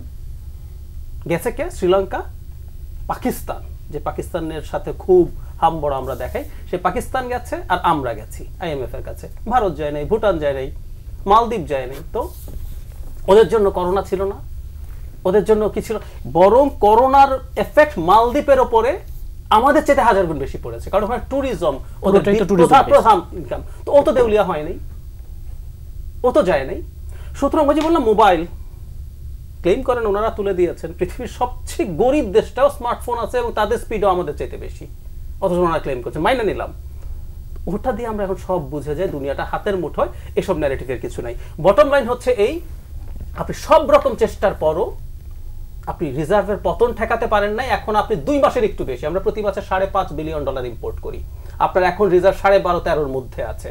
সো 2 মাসের সামান্য বেশি আছে এবং এটা আপনি ঠেকাতে পারছেন না। এবং আপনার ফরেন কারেন্সি আর্ন করার যা যা স্কোপ আছে, সময় থাকলে সেগুলো নিয়ে কথা বলবো, ওগুলোর সামনে কোনো সুখবর নাই। এবার আপনি গ্র্যাজুয়ালি পতন, আমি এবার একটা ভবিষ্যৎবাণী করি সিপিডির মতো না, নেক্সট সামারে আপনার জন্য যদি রীতিমতো আমেরিকা একটা ডলারের মেশিন এসে ছাপানোর ব্যবস্থা না করে, আপনার মুক্তি নেই, শিওর। জি, ব্যস্ত স্বামী হতে পারছেন। এই যে শেষ মন্তব্যটা দিই, নেক্সট সামারে ডলারের মেশিন না আসলে আর মুক্তি নেই। ডলারের মেশিন যখন আপনি চাবেন তখন তাদের শর্ত মানতে হবে, তাদের শর্তের মধ্যে অনেক কিছু আসবে এবং সাথে আসবে অংশগ্রহণমূলক ইলেকশন। ঠিক সে জায়গাতেই আওয়ামী লীগের একটা অস্বস্তি সবসময়ই আছে। 2 মাসের মধ্যে রিজার্ভ শেষ হবে এটা আমি মনে করি না, কারণ এই 2 মাসে রেমিটেন্সও যোগ হবে, কিছু এক্সপোর্টও যোগ হবে। সো 2 মাসে নামবে, আবার 2 মাসে নামবে, এভাবে নামতে থাকবে আর কি। সরকার খুব স্মার্ট মুভ করেছে, IMF এর কাছে খুব দ্রুত চলে গেছে, খুব আগে, অনেক আগে, প্রিএমটিভ স্ট্রাইক, ওইটার কারণে কিন্তু পতন হয়েছে। এবং আরেকটা করেছে, IMF এর দোহাই দিয়ে প্রচুর তেলের দাম, গ্যাসের দাম, বিদ্যুৎ দাম বাড়িয়ে মানুষকে একটা ডাক্তার জাহাদুর রহমান বলছেন যে নির্বাচনকে সামনে রেখে অন্তত নির্বাচন পর্যন্ত টিকিয়ে রাখার, আপনিও কি এটা? আমার একটা টক শোতে একজনের সাথে খুব ক্যাটাগরিক্যাল কথা হয়েছিল, তারাও এটা বলেছিল যে সেপ্টেম্বর, অক্টোবর, নভেম্বরের মধ্যে বাংলাদেশ দেউলিয়া হবে। আমি বলেছি 8 থেকে 10 মাসের মধ্যে হওয়ার কোনো সম্ভাবনা নেই, আমার মানে লিমিটেড আন্ডারস্ট্যান্ডিং। সরকারের ক্রাইসিসটা শেখ হাসিনা বা আওয়ামী লীগ ক্রাইসিস হ্যান্ডলিংয়ে সিদ্ধহস্ত, কোনো সন্দেহ নেই। 96 থেকে 2001-এর শেখ হাসিনা আর এখনকার শেখ হাসিনার মধ্যে অনেক পার্থক্য। আমাদের হেফাজতের একটা আন্দোলন হলো, ম্যাসিভ আন্দোলন, সেটা কিন্তু কমব্যাট করেছে। 14-15 সালে অবশ্যই বিএনপির আন্দোলন হয়েছে, সেটা কমব্যাট করেছে। পিলখানা হত্যাকাণ্ড হলো, সেই সময়টা ডিপ্রেশনও ছিল, ইকোনমিক ডিপ্রেশনও ছিল, সেটাও আওয়ামী লীগ কমব্যাট করেছে। কিন্তু সব সমস্যাগুলো যদি এক পাল্লায় নেন, আর এখনকার ইকোনমিক অ্যান্ড পলিটিক্যাল ক্রাইসিসটা এক পাল্লায় নেন, এবং বর্তমান ক্রাইসিসটা আমি মনে করি অনেক বেশি বড়। এবং পলিটিক্যালি যদি বলেন, আমি যেটা বারবার বলে আসছি যে 2টো ক্রাইসিস পলিটিক্যালি হচ্ছে। একটা তো অবশ্যই একতরফা ইলেকশনের বড় একটি দল ছাড়া অংশগ্রহণমূলক ইলেকশন হয়নি, আর একটা হচ্ছে যারা অংশগ্রহণ করেছে, যারা আওয়ামী লীগকে অংশগ্রহণ করে সহযোগিতা করেছে, সেই বিএনএফ বলেন, জাপা এরশাদ, জাপা মঞ্জু, বিকল্পধারা, জাসদিনু, গণফোরাম, মাইজ ভান্ডারী, জাসদ মেনন, রুস্তম আলী ফরাজি, সকলেই চরমভাবে ক্ষতিগ্রস্ত হয়েছে এবং সকলেই আওয়ামী লীগের উপর ক্ষুব্ধ সামহাউ, ইনক্লুডিং শামীম হায়দার। ওই যে জাপা এরশাদ, প্র্যাকটিক্যালি 95% এমপি এখন আওয়ামী লীগের সংসদে চাইনিজ কমিউনিস্ট পার্টির মতো হয়ে গেছে, অঘোষিত বাকশাল হয়ে গেছে। লাভ কি হলো? অর্থনীতি ভালো হলো? আচ্ছা, আমি 100% এমপি আওয়ামী লীগ খুশি হব এই মুহূর্তে। অর্থনীতি ভালো করে দেন, ব্যাঙ্গালোর বন্ধ করে দিতেন, ঢাকার ট্রাফিক বন্ধ করে দেন, সামনে আপনি ডিজেল তেল আনতে পারবেন কিনা গ্যারান্টি দেন। সেই গ্যারান্টিগুলো না দিয়ে একচ্ছত্র একটা পার্লামেন্টারি সিস্টেম হয়ে গেল। একচ্ছত্র পার্লামেন্টের কিছু ভালো দিক আছে, সিঙ্গাপুরে ছিল, চায়নায় ছিল, হ্যাঁ, বা আমাদের কিউবায় ছিল ফিডেল ক্যাস্ট্রোর সময়। সেই ভালো দিকগুলো আপনি দিবেন না, কিন্তু আপনি গণতন্ত্রটা নিয়ে নেবেন, তাহলে তো জনগণ দেশ ক্ষতিগ্রস্ত হচ্ছে। সেকেন্ড যে প্রবলেমটি হবে, পলিটিক্যালি বাংলাদেশের মানুষ মনে করে নির্বাচনের মাধ্যমে ক্ষমতা পরিবর্তন সম্ভব না। এটা public perception, such a dangerous thing. মানে কি, আপনি গৃহযুদ্ধ হলে এটা জনপ্রিয়তা পেতে পারে, ফরেন অ্যাগ্রেশন হলে জনপ্রিয়তা পেতে পারে, টেরোরিজম জনপ্রিয়তা পেতে পারে। পৃথিবীর এইসব দেশে টেরোরিজম জনপ্রিয়তা পায় যেখানে পলিটিক্যালি ডেমোক্রেটিক্যালি ইলেকশনের মাধ্যমে ক্ষমতা পরিবর্তনের পথ অনেকটা রুদ্ধ হয়ে যায়। আমি ভারতে প্রচুর বেরিয়েছি, আমার ইতিহাস নিয়ে অনেক ইন্টারেস্ট আছে। আমি কাশি গয়া সব জায়গায় গিয়েছি। আমার 3 মাস আগে মনে হয়েছিল ভারতে আরএসএস বিজেপি ছাড়া আর কোনো দলই নেই, কিন্তু আজকে ইলেকশনে এসে কিন্তু একটা ডামাডোল সৃষ্টি হয়ে গেছে। কারণ কি, ইলেকশন ব্যবস্থাটা ঠিক আছে, মানুষ ইলেকশন পর্যন্ত ওয়েট করেছে যে আমি ইলেকশনে গিয়ে ভোট দিব, ক্ষমতায় কে আসবে ইয়েট টু সি। বাট একটা ধাক্কা কিন্তু প্রগতিশীলরা দিতে পেরেছে ম্যাসিভলি, কারণ সেখানে নির্বাচন ব্যবস্থাটা ঠিক আছে। পাকিস্তান কিচ্ছু নাই, পাকিস্তানে কি আছে, একটা ক্রিকেট টিম আছে আর একটা ইলেকশন ব্যবস্থা আছে, আর কিচ্ছু নাই। বারবার ওই 5 বছর পরে কিন্তু ইলেকশন হচ্ছে, 5 বছর চরম নির্যাতিত দলটাও ইলেকশনে গিয়ে অনেকগুলো আসন পাচ্ছে। ওই জায়গাটা একটা রাষ্ট্রীয় আশা আকাঙ্ক্ষার প্রতিফলন ঘটে যাচ্ছে। মানুষ অপেক্ষা করছে ভোটের জন্য এবং ভোটে তার শক্তিটা দেখাচ্ছে। বাংলাদেশে নানা কারণে এটা নষ্ট হয়ে, এটা আওয়ামী লীগ একা করেছে তা না, বাট নষ্ট হয়ে গেছে। এই যে নষ্ট হয়ে গেল, এটার সমাধান কি হবে? এতগুলো প্রবলেমের সমাধান সামনে কিভাবে হবে? এবং লাস্টে তো আমি কোনো তারুণ্য নির্ভর লিডারশিপও দেখি না শীর্ষ মহলে। দীর্ঘমেয়াদী রাষ্ট্রটা পরিচালনার জন্য একটা দীর্ঘমেয়াদী পরিকল্পনা করবে, সেই পরিকল্পনার অভাব তো দেশকে কুড়ে কুড়ে খাবে আস্তে আস্তে। বেস্ট রুমিন ফারহানা, এই যে বরাবরই বলা হয় যে কোনো ক্রাইসিস ম্যানেজমেন্টে আওয়ামী লীগ সিদ্ধহস্ত। এখন যে সামনে ক্রাইসিসের কথা হচ্ছে, ব্যাংক, রিজার্ভ, নির্বাচন ব্যবস্থা, এগুলো যদি একটু দূরেও সরিয়ে রাখে, যে শুধু অর্থনীতির খাত নিয়ে যে এর মধ্যে নতুন নতুন সংযোজনে যে এখন যে আলোচনাটা নতুন করে আসছে যে আর্থিক খাতে যখন এই ধরনের দুরবস্থা, তখন এই তথ্য লুকোনোর যে প্রবণতা, আপনি নিশ্চয়ই বুঝতে পারছেন বাংলাদেশ ব্যাংকের সাংবাদিকদের ঢোকা নিয়ে মাঝখানে আবার গত কয়েকদিনের মধ্যে আবার নতুন করে বাংলাদেশ ব্যাংকের রিজার্ভ পাচারে, যদিও সেটা গুজব বলে বলা হচ্ছে। মানে সব মিলিয়ে যে আওয়ামী লীগের যে অতীত ঐতিহ্য, যে কোনো দুর্যোগ মোকাবেলায় সিদ্ধহস্ত, এই দুর্যোগ মোকাবেলা আওয়ামী লীগ করতে পারবে কিনা?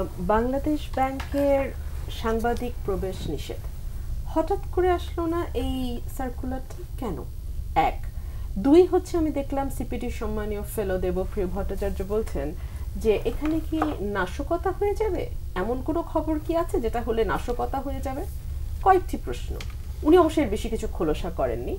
নাশকতা কারা করবে, কেন করবে, রাষ্ট্রীয় বাহিনী করবে, কোন তথ্য বের হলে নাশকতা হতে পারে? এবং যখন আপনি এভাবে তথ্য ধামাচাপা দেওয়ার চেষ্টা করবেন, তখনই কিন্তু গুজব বলেন, অপতথ্য বলেন, ভুল তথ্য বলেন, সেগুলো ডালপালা মেলা শুরু করবে। এগুলো আপনি জানেন না তা না, জেনে শুনেও কিন্তু আপনি এটা করছেন। এই সরকার গত 15 বছরে অদ্ভুত কিছু ঘটনার জন্ম দিয়েছে। তার একটা হচ্ছে কেন্দ্রীয় ব্যাংক থেকে টাকা লোপাট, 2016 সালে হয়েছিল 10 কোটি 10 লক্ষ ডলার। এবং মজার ব্যাপার হচ্ছে 16-র পরে আজকে 8 বছর পার হয়েছে, 74তম বারের মতো তদন্ত প্রতিবেদন দেওয়ার সময় পেরিয়েছে, এখনো পর্যন্ত কারো বিচার দূরেই থাক, আমরা একটা চার্জশিটের দেখা পেলাম না।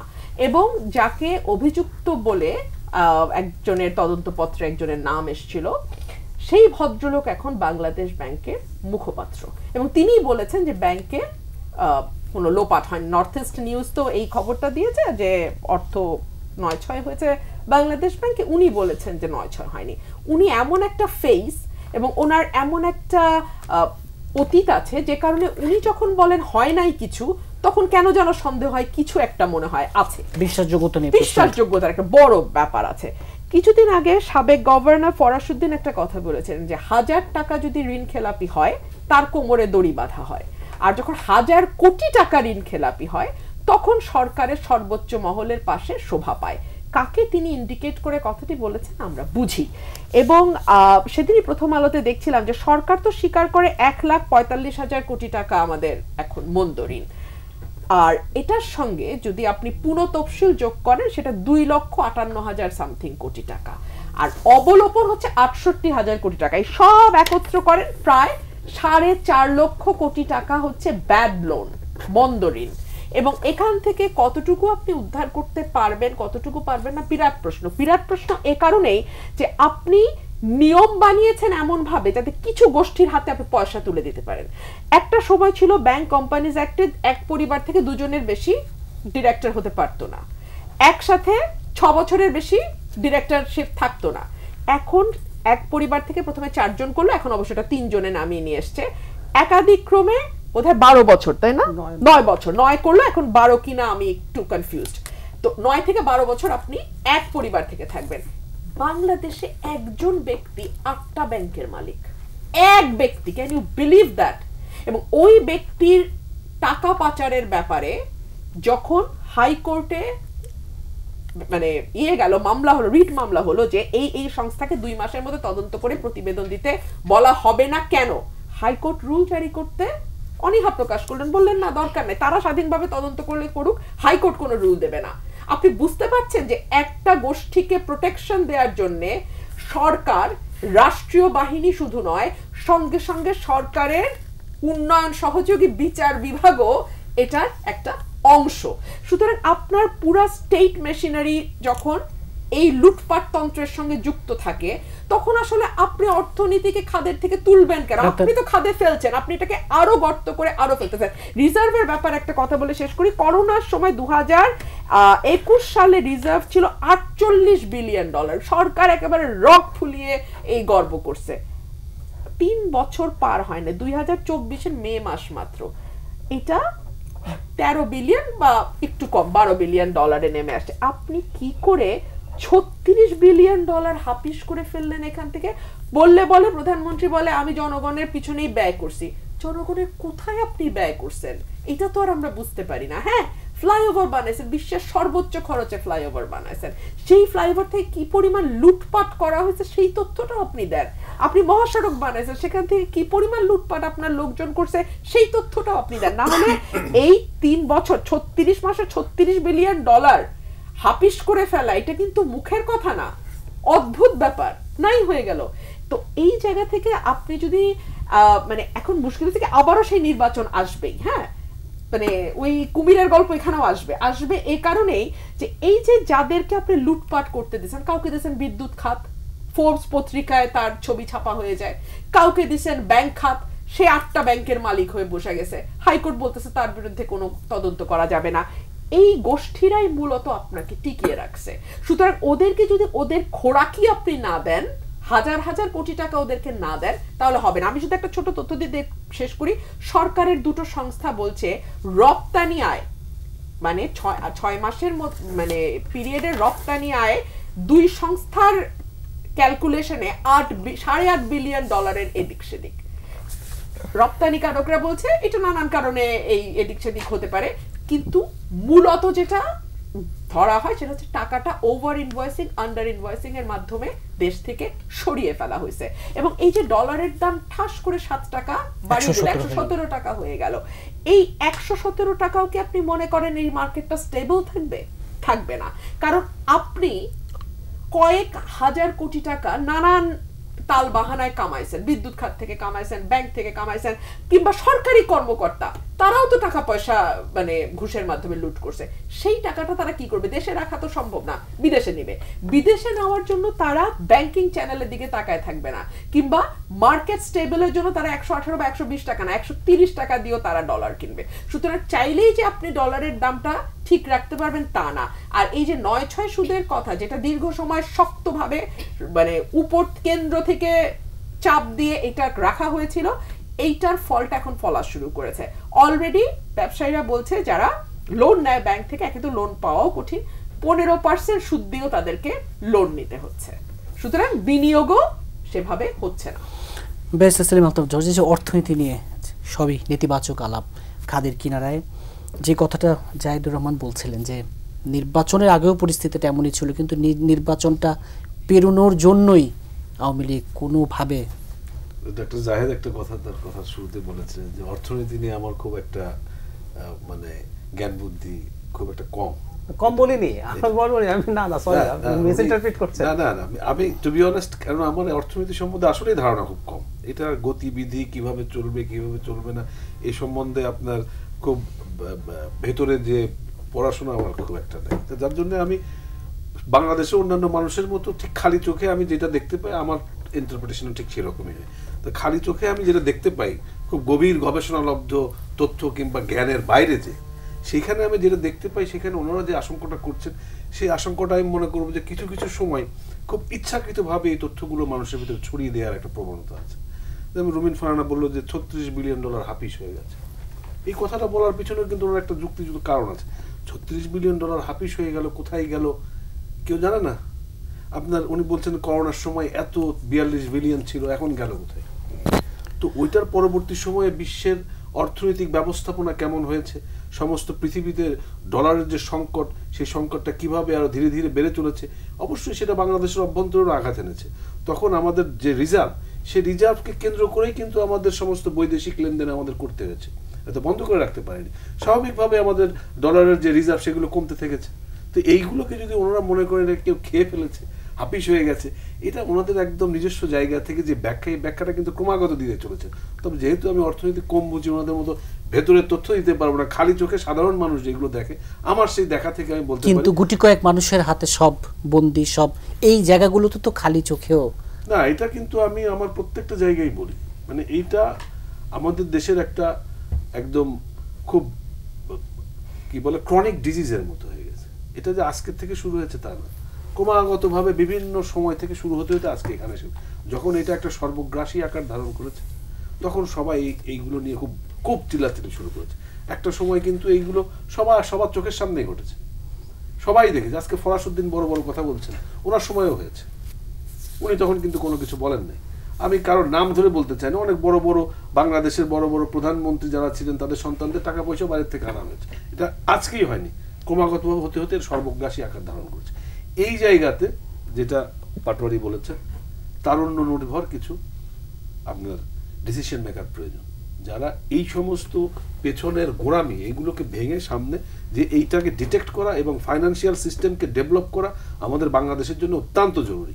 কারণ আমরা যতই চিল্লাই, আমাদের তো রক্তের ভেতরে সংস্কৃতিতে ঢুকে গেছে। আজকে আমি দেখলাম প্রথম আলোর বোধহয় অনলাইন সংস্করণে বগুড়ার কোন কি বলে কোল্ড স্টোরেজে, আলুর কোল্ড স্টোরেজের ভিতরে 5 লাখ পিস ডিম কে ঢুকায় রাখছে, এটা ধরা পড়ছে। তো এটা আমাদের জাতিগত চরিত্রের ভিতরে ঢুকে পড়ছে, কেউ যার যার জায়গা থেকে শেষে করছে। এখন এইটাকে বন্ধ করতে হবে, আপনি এটাকে নিষেধ করে থামাতে পারবেন না। বন্ধ করার জন্য আমাদের ব্যবস্থা নিতে হবে। হ্যাঁ, অবশ্যই আওয়ামী লীগ রাষ্ট্রীয় ক্ষমতায়, এ দায়িত্ব আওয়ামী লীগকে নিতেই হবে। এখন আমি আমাদের যে সমস্ত ডক্টর জায়েদের মতো যারা অর্থনীতি এক্সপার্ট আছেন, অন্যান্য যারা আছেন, তারা যদি এই বিষয়ে আমরা এখন আলোচনা শুরু করি যে আমাদের এই টাকা পাচার রোধে, ওভার ইনভয়েস আন্ডার ইনভয়েস আপনি ঠেকাতে পারবেন না, বহুদিন ধরে চেষ্টা করে কেউ পারে নাই, যত দিন যাবে হয়তো বাড়তেই থাকবে। তাহলে এটা বন্ধ, শুধু আমাদের দেশে না, বিশ্বের অন্যান্য বিভিন্ন দেশেই এইভাবে টাকা পাচার হয়ে থাকে।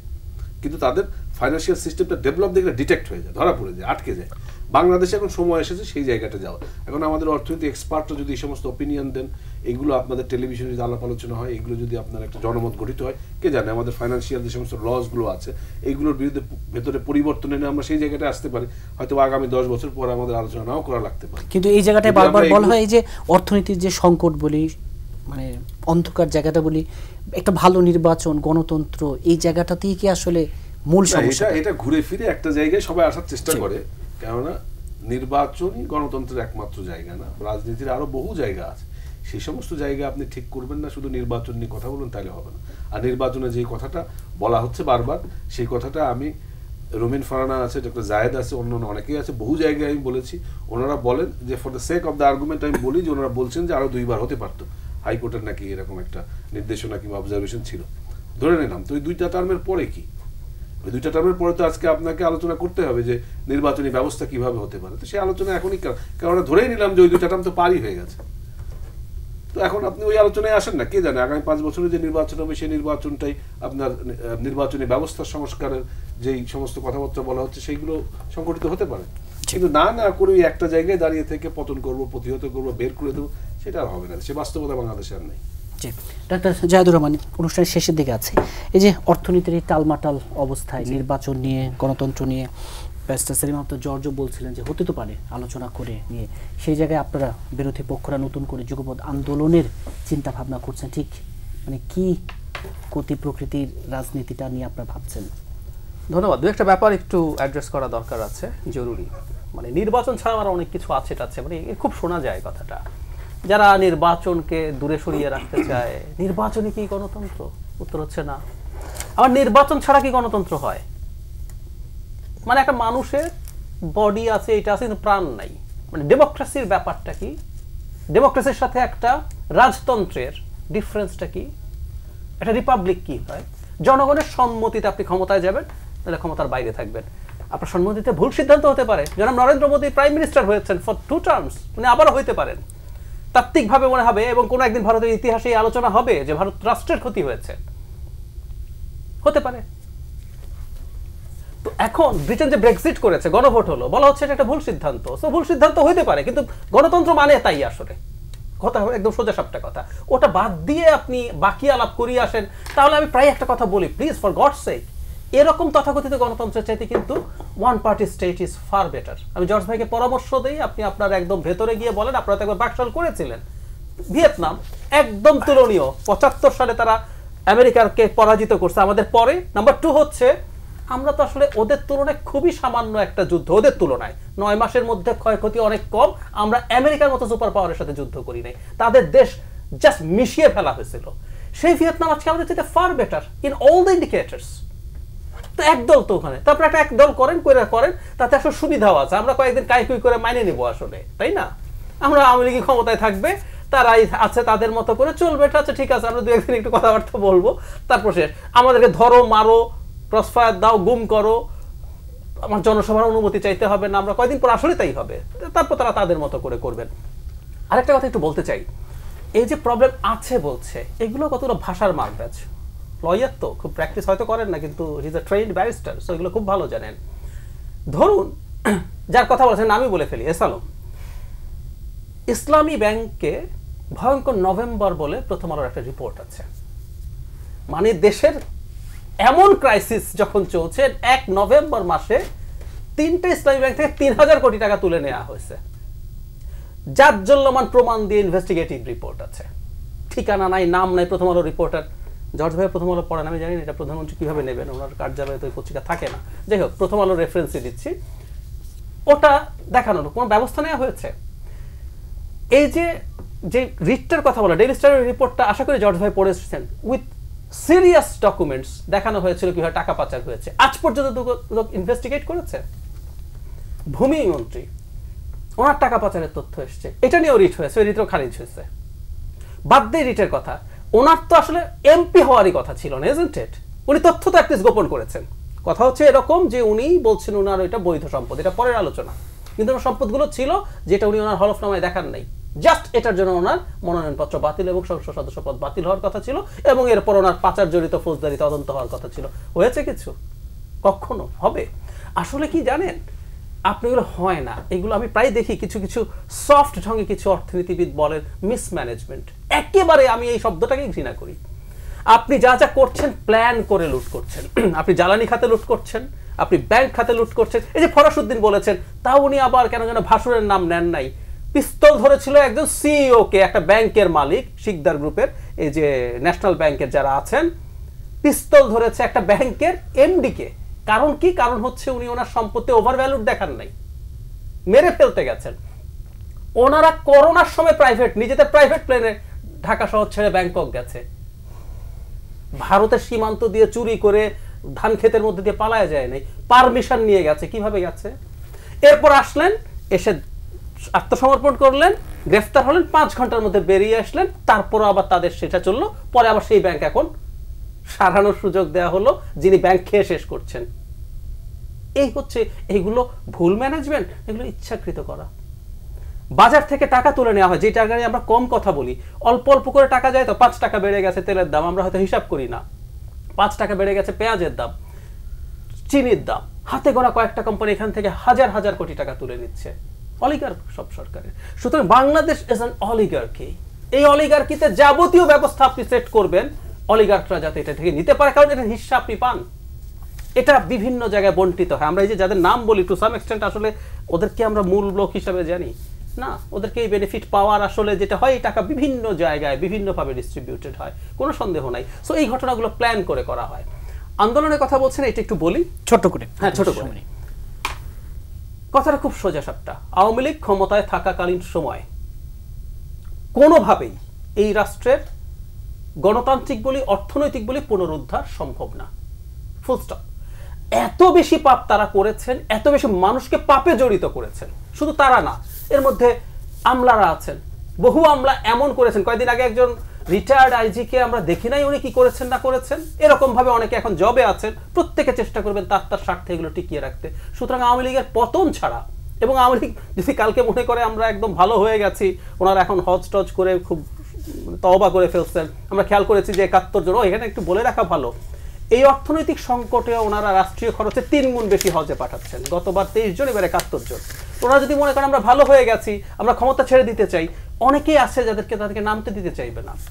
সুতরাং সামনে যে সংকট আছে, প্রত্যেকটা সংকটে আমরা মনে করি জনগণকে সেটাই সঠিক সময় তাকে বোঝানোর জন্য যে তোমার এই সংকটের মূল আওয়ামী লীগ সরকার, তার লুটপাট, তার টাকা পাচার, এগুলোর বিরুদ্ধে তোমরা আন্দোলনে আসো, আমরা ডাকবো, নিশ্চয়ই ডাকবো। জি, ব্যারিস্টার স্বামীনাথ পাটোয়ারি, এই যে আওয়ামী লীগের পতন ছাড়া আসলে এই সংকটের সমাধান নেই, যদি এভাবেই বলি, সংসদে তো বিরোধী দল জাতীয় পার্টির ভূমিকা কি হবে এই সংকটে? এই সংকটটাকে সরকারকে স্বীকার করানো আমাদের সবচেয়ে গুরুত্বপূর্ণ ভূমিকা হবে। সরকার যদি উটের মতো বাড়িতে নাক ডুবিয়ে থাকে, কিছু না দেখে, তাতে সংকট সমাধান হবে না। সরকারের সামনে পথ কি আছে, এটা কিন্তু অঙ্ক, ম্যাথমেটিক্স, অডিট, এটা কিন্তু কোনো পলিটিক্যাল রিটোরিক দিয়ে কেউ বলতে পারবে না। হ্যাঁ, কেউ বলেছে 1 মাস, কেউ বলেছে 3 মাস, কেউ বলেছে 3 বছর। ফ্যাক্ট রিমেইন 48 থেকে 13-এ নেমেছে, ফ্যাক্ট রিমেইন। নাও সরকার কি করবে এখন? সরকার এখন ট্যাক্স কালেকশনের জন্য হন্য হয়ে যাবে। নাদির শাহ যখন দিল্লি অ্যাটাক করলো, তখন নাদির শাহকে 50 লক্ষ টাকা দিতে হয়েছিল শেষ মুহূর্তে রক্তপাত ঠেকাতে, কারণ তার দিল্লিতে পানি লাল হয়ে গেছিল একটা পর্যায়ে। নাদির শাহ এত লোককে মেরেছিল, সেই 50 লক্ষ টাকা মুঘল বাদশার কাছে ছিল না, দিল্লির লোকের কাছে মুঘল বাদশা লুট করেছে নিজে, তার শহর বাঁচাতে, জনগণকে বাঁচাতে। সরকার এখন ট্যাক্স নির্যাতন চালাবে জনগণের উপরে, আর ঋণ নেওয়ার জন্য পাগল হয়ে যাবে। 2 থেকে 4 বিলিয়ন ঋণ দেবে IMF, তার জন্য যে পরিমাণ শর্ত সরকার মেনে নিচ্ছে, অবিশ্বাস্য। কি পরিমাণ ক্রাইসিস এখান থেকে পাওয়া যায়। একটা বা একটা শর্ত IMF দিয়ে যাচ্ছে, অপ্রীতিকর কথা বলে যাচ্ছে, এবং সরকার সেগুলো শুনছে, জনগণের উপরে চাপিয়ে দিচ্ছে। ঋণের জন্য হন্য হয়ে যাবে, ঋণ করে ঋণ শোধ করবে, কিন্তু ঋণটা কিন্তু বাড়বে। তখন এখন ডুবন্ত নৌকাকে কেউ ঋণ দিবে কিনা, অনলি পলিটিক্যাল পারপাসে দেবে, এবং সেটা বাংলাদেশের স্বার্থে না, যে দেশ লোন দেবে সেই দেশের স্বার্থে। এই 14 সালেও দেশে একটা পলিটিক্যাল ক্রাইসিস ছিল, তীব্র ছিল। একটা একতরফা ইলেকশনে 154 জন আনকন্টেস্টেড পাস করেছে, কিন্তু আওয়ামী লীগ 5 বছর চালিয়ে ফেলেছে। কয়েকটা কারণে পেরেছে। একটা প্রতিবেশী দেশের একটা আশীর্বাদ ছিল, সেটা এখন ওপেন সিক্রেট। আরেকটা হচ্ছে দেশের মানুষ সফল আন্দোলন করতে পারেনি, আরেকটা হচ্ছে অর্থনীতি নিয়ন্ত্রণের ছিল। এবার কি 5 বছর পারবে? ফার্স্ট টাইম আওয়ামী লীগ অর্থনৈতিক সমস্যা, পলিটিক্যাল সমস্যা একসাথে ফেস করছে। এবার কি 5 বছর পারবে? ম্যান্ডেট তো 5 বছরের, কিন্তু অর্থনীতি যদি অঙ্ক কষে, আমি যে অর্থনীতিবিদ না, সো আমি বলতে পারবো না, কিন্তু আমার মনে হচ্ছে অর্থনীতি 5 বছর টিকিয়ে রাখা সফলভাবে, বেতন দিয়ে, লোনের কিস্তি দিয়ে, এটা তো অঙ্ক বলছে এটা সম্ভব হবে না। সেক্ষেত্রে আওয়ামী লীগের কিছু একটা করতে হবে, এক পর্যায়ে বেইল আউট করতে হবে বা কিছু অধিক লোন নিতে হবে। সো এই মুহূর্তে পলিটিক্যাল ইকোনমিক ক্রাইসিস দুটো একসাথে হয়ে গেছে, এটা আওয়ামী লীগের জন্য হ্যান্ডেল করা খুবই কঠিন। সংসদের বাইরে যারা বিরোধী দল, তারা যুগপৎ আন্দোলনের কথা ভাবছে, সংসদের ভেতরে বিরোধী দল, আপনারা কি ভাবছেন? আমরা এখন পর্যন্ত অবশ্য অস্বীকার করব না, আমরা সেই 9 সাল পর থেকে আন্দোলনে আসিনি, আন্দোলন ভুলে গেছি আমরা। এটা আমাদের আনপ্লিজেন্ট ফরচুন যে পুলিশের লাঠির বাড়ি আমাদের কাছে পড়ে নেই, আমরা জেলে যাইনি, অনেকে এমপি হয়েছি। অনেকে বলে ঘি মাখন খেয়েছি, ঘি মাখন কী খেয়েছি আমরা জানি না আসলে। তবে হ্যাঁ, যেটা আমি বললাম, ভোটে অংশগ্রহণ করে তো আমরা আওয়ামী লীগকে সহযোগিতা করার চেষ্টা করেছি নানাভাবে, এটা তো সত্য, অস্বীকার করা যাবে না। সেটা পুরস্কারও খুব বেশি আমরা পাইনি, কিন্তু জনগণের তিরস্কার সেই তুলনায় বেশি পেয়েছি। এটা দলের জন্য ক্ষতিকর হচ্ছে। দলকে এখন জনগণের মনের ভাষা বুঝে সেভাবে কথা বলতে হবে, সেভাবে আন্দোলন করতে হবে প্রয়োজনে। সেটা আওয়ামী লীগের বিপক্ষেও যেতে পারে, বাট আওয়ামী লীগ এই প্রবলেমটা উপলব্ধি করছে কিনা। এবং আমি সেখানে লেস্ট কথা বলি, সংসদে কি এমন লোকজন আছে যারা আওয়ামী লীগকে এটা সাহস করে উপলব্ধি করাতে পারবে? সে প্রক্রিয়াটা তো বন্ধ করে দিয়েছে। সতর্ক হওয়ার, বাঁশি বাজানোর প্রক্রিয়াগুলো আওয়ামী লীগ নিজের হাতে বন্ধ করে দিয়েছে। জি, অনুষ্ঠান একেবারে শেষে ব্যারিস্টার রুবিন ফারহান, এই যে জাতীয় পার্টি তার ভূমিকা বোঝার চেষ্টা করছে, আপনারা নিজেদের গোছানোর চেষ্টা করছেন, যুগপৎ আন্দোলনের কথা তো বলছিলামই, আসলে বিএনপি এখন কি ভাবছে এই যে এই অর্থনৈতিক সংকট সব মিলে সামনে? আমি একটা কথা খুব স্পষ্ট করে বলি, আমি শামীম পাটোয়ারির সাথে একটু ডিফার করি। ম্যান্ডেট 5 বছরের, এই সরকারের ম্যান্ডেট 14 সাল থেকে নাই। এই সরকার হচ্ছে একটা জবরদখল করে থাকা সরকার, এবং এই সরকারের পিছনে আমি একটু আগেই বলছিলাম যেটা নানান গোষ্ঠীরা তাদের নিজেদের স্বার্থে আছে এবং বিভিন্ন দেশও এই সরকারের সাথে কমফোর্টেবল, বিকজ যেহেতু জবাবদিহিতাহীন সরকার, আপনি যে কোনো কিছু বার্গেইনের টেবিলে নিয়ে আসতে পারেন এবং সরকার সেটা মানতে বাধ্য হয়। সেই জায়গাটা থেকে আমি মনে করি যে আমাদের লড়াইটা আসলে কোনো একটা দলের বা কোনো একটা গোষ্ঠীর বা কোনো একটা মতের লড়াই না। যারাই গণতন্ত্রে বিশ্বাস করে, যারা মনে করে যে ভোটের অধিকার আসলে মানুষের থাকা উচিত, 5 বছর পর পর মানুষ চাইলে সরকার পরিবর্তনের যে শক্তিটা মানুষের হাতে আছে সেটা ব্যবহার করার এই ক্ষমতা সেটা মানুষের কাছে থাকা উচিত, মানুষের মত প্রকাশ ইত্যাদি ইত্যাদি বিষয় যারা একমত, যারা মনে করে যে বাংলাদেশে মুক্তিযুদ্ধের যে মূল চেতনা থেকে বাংলাদেশের জন্ম হয়েছিল সেখান থেকে আসলে আমরা এখন অনেক পেছনে চলে গেছি। ইয়াহিয়া পর্যন্ত একটা ফেয়ার নির্বাচন দিতে পেরেছিল। পাকিস্তানে যেটা বলা হচ্ছে পাকিস্তানে ফেয়ার নির্বাচন হয়, আমরা দেখেছিও যে 37টা উপনির্বাচন হয়েছে ইমরান খান ভিতরে থাকার পরে, সেখানে 30টার মতো তারাই জিতেছে। আমাদের দেশে আসলে নির্বাচন বলে কিছু নাই। সেই জায়গাটা থেকে যদি বাংলাদেশকে আবার ঘুরে দাঁড়াতে হয়, এটা একটা ব্যাপক লড়াইয়ের ব্যাপার এবং এটা কোনো একক দল বা একক গোষ্ঠীর লড়াই সেটা না। সেই লড়াই 2014, 18, 23-এ তো সফলতা আসেনি একেবারে দৃশ্যমান, সেক্ষেত্রে সামনে সফলতা আসেনি কথাটি এত সহজে কি বলা যায়? একটা সময় ছিল ভাবা হয়েছিল যে বিএনপির মতন দল বিরোধী দলে বেশি দিন টিকতে পারবে না। সেই বিএনপি তো 17 বছর বিরোধী দলে আছে এবং আমি sorry to say Awami League বলবে আমরা 21 বছর ছিলাম।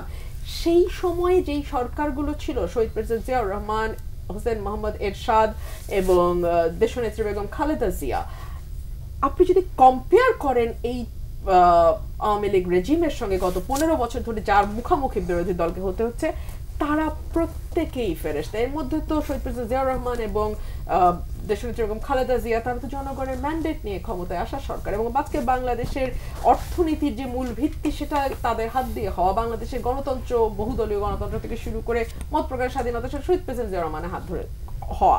সেই সময় এবং 17ই মে, আমি if I am not wrong, প্রধানমন্ত্রী শেখ হাসিনার দেশের প্রত্যাবর্তন দিবস, স্বদেশ প্রত্যাবর্তন, সেটাও কিন্তু শহীদ প্রেসিডেন্ট জিয়াউর রহমানের সময় তিনি দেশে ফিরেছেন এবং তিনি ফেরার অল্প কয়েকদিনের মাথায় শহীদ প্রেসিডেন্ট জিয়াউর রহমান অ্যাসাসিনেটেড হন।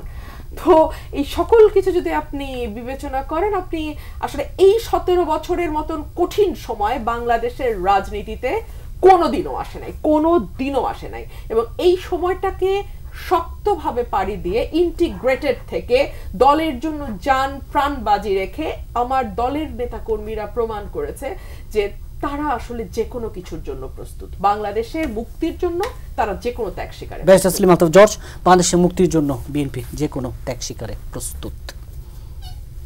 আমাকে রুমিন ফারানাক যে একটা কথা বলেছেন, এই কথা না বললেই না।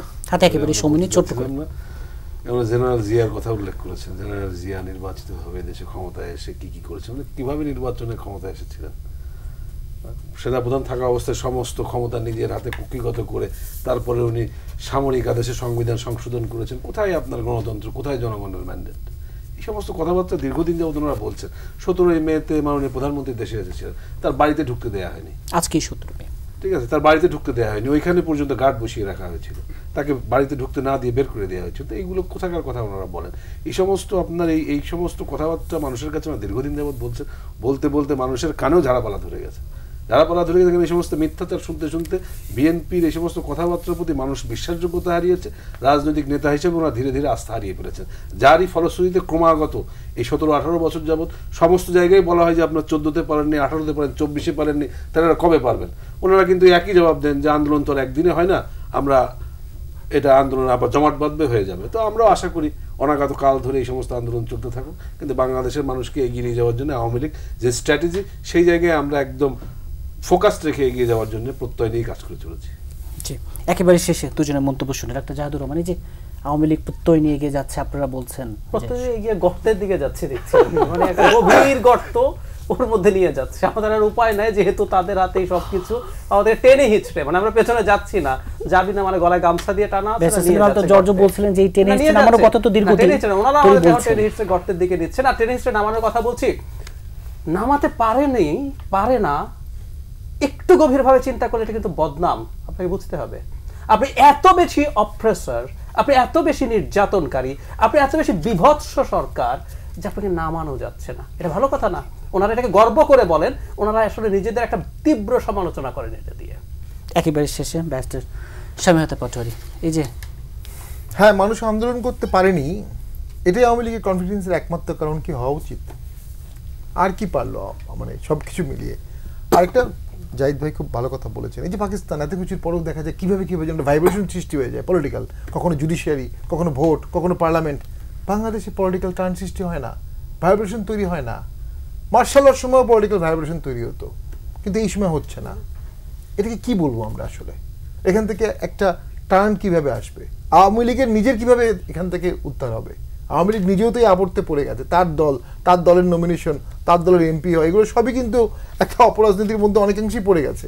আওয়ামী লীগ দলগতভাবে কোনো দলের থেকে কম ক্ষতিগ্রস্ত হচ্ছে না, ক্ষমতায় থেকে বেশি হয়েছে। এখান থেকে কিভাবে উত্তরণ করবে একটা আলোচনা করতে হবে, একটা রিফর্ম প্রপোজাল আনতে হবে, একটা রিফর্ম এজেন্ডা আনতে হবে রাষ্ট্রের, দেশের নির্বাচন ব্যবস্থা। এটা ছাড়া কোনো বিকল্প আছে বলে মনে করি না। জি, ধন্যবাদ স্টুডিওতে সময় দেওয়ার জন্য ধন্যবাদ। দর্শক, বিএসআরএম গণতন্ত্র এখন আজ এই পর্যন্তই। আগামী পর্ব দেখার আমন্ত্রণ রইল।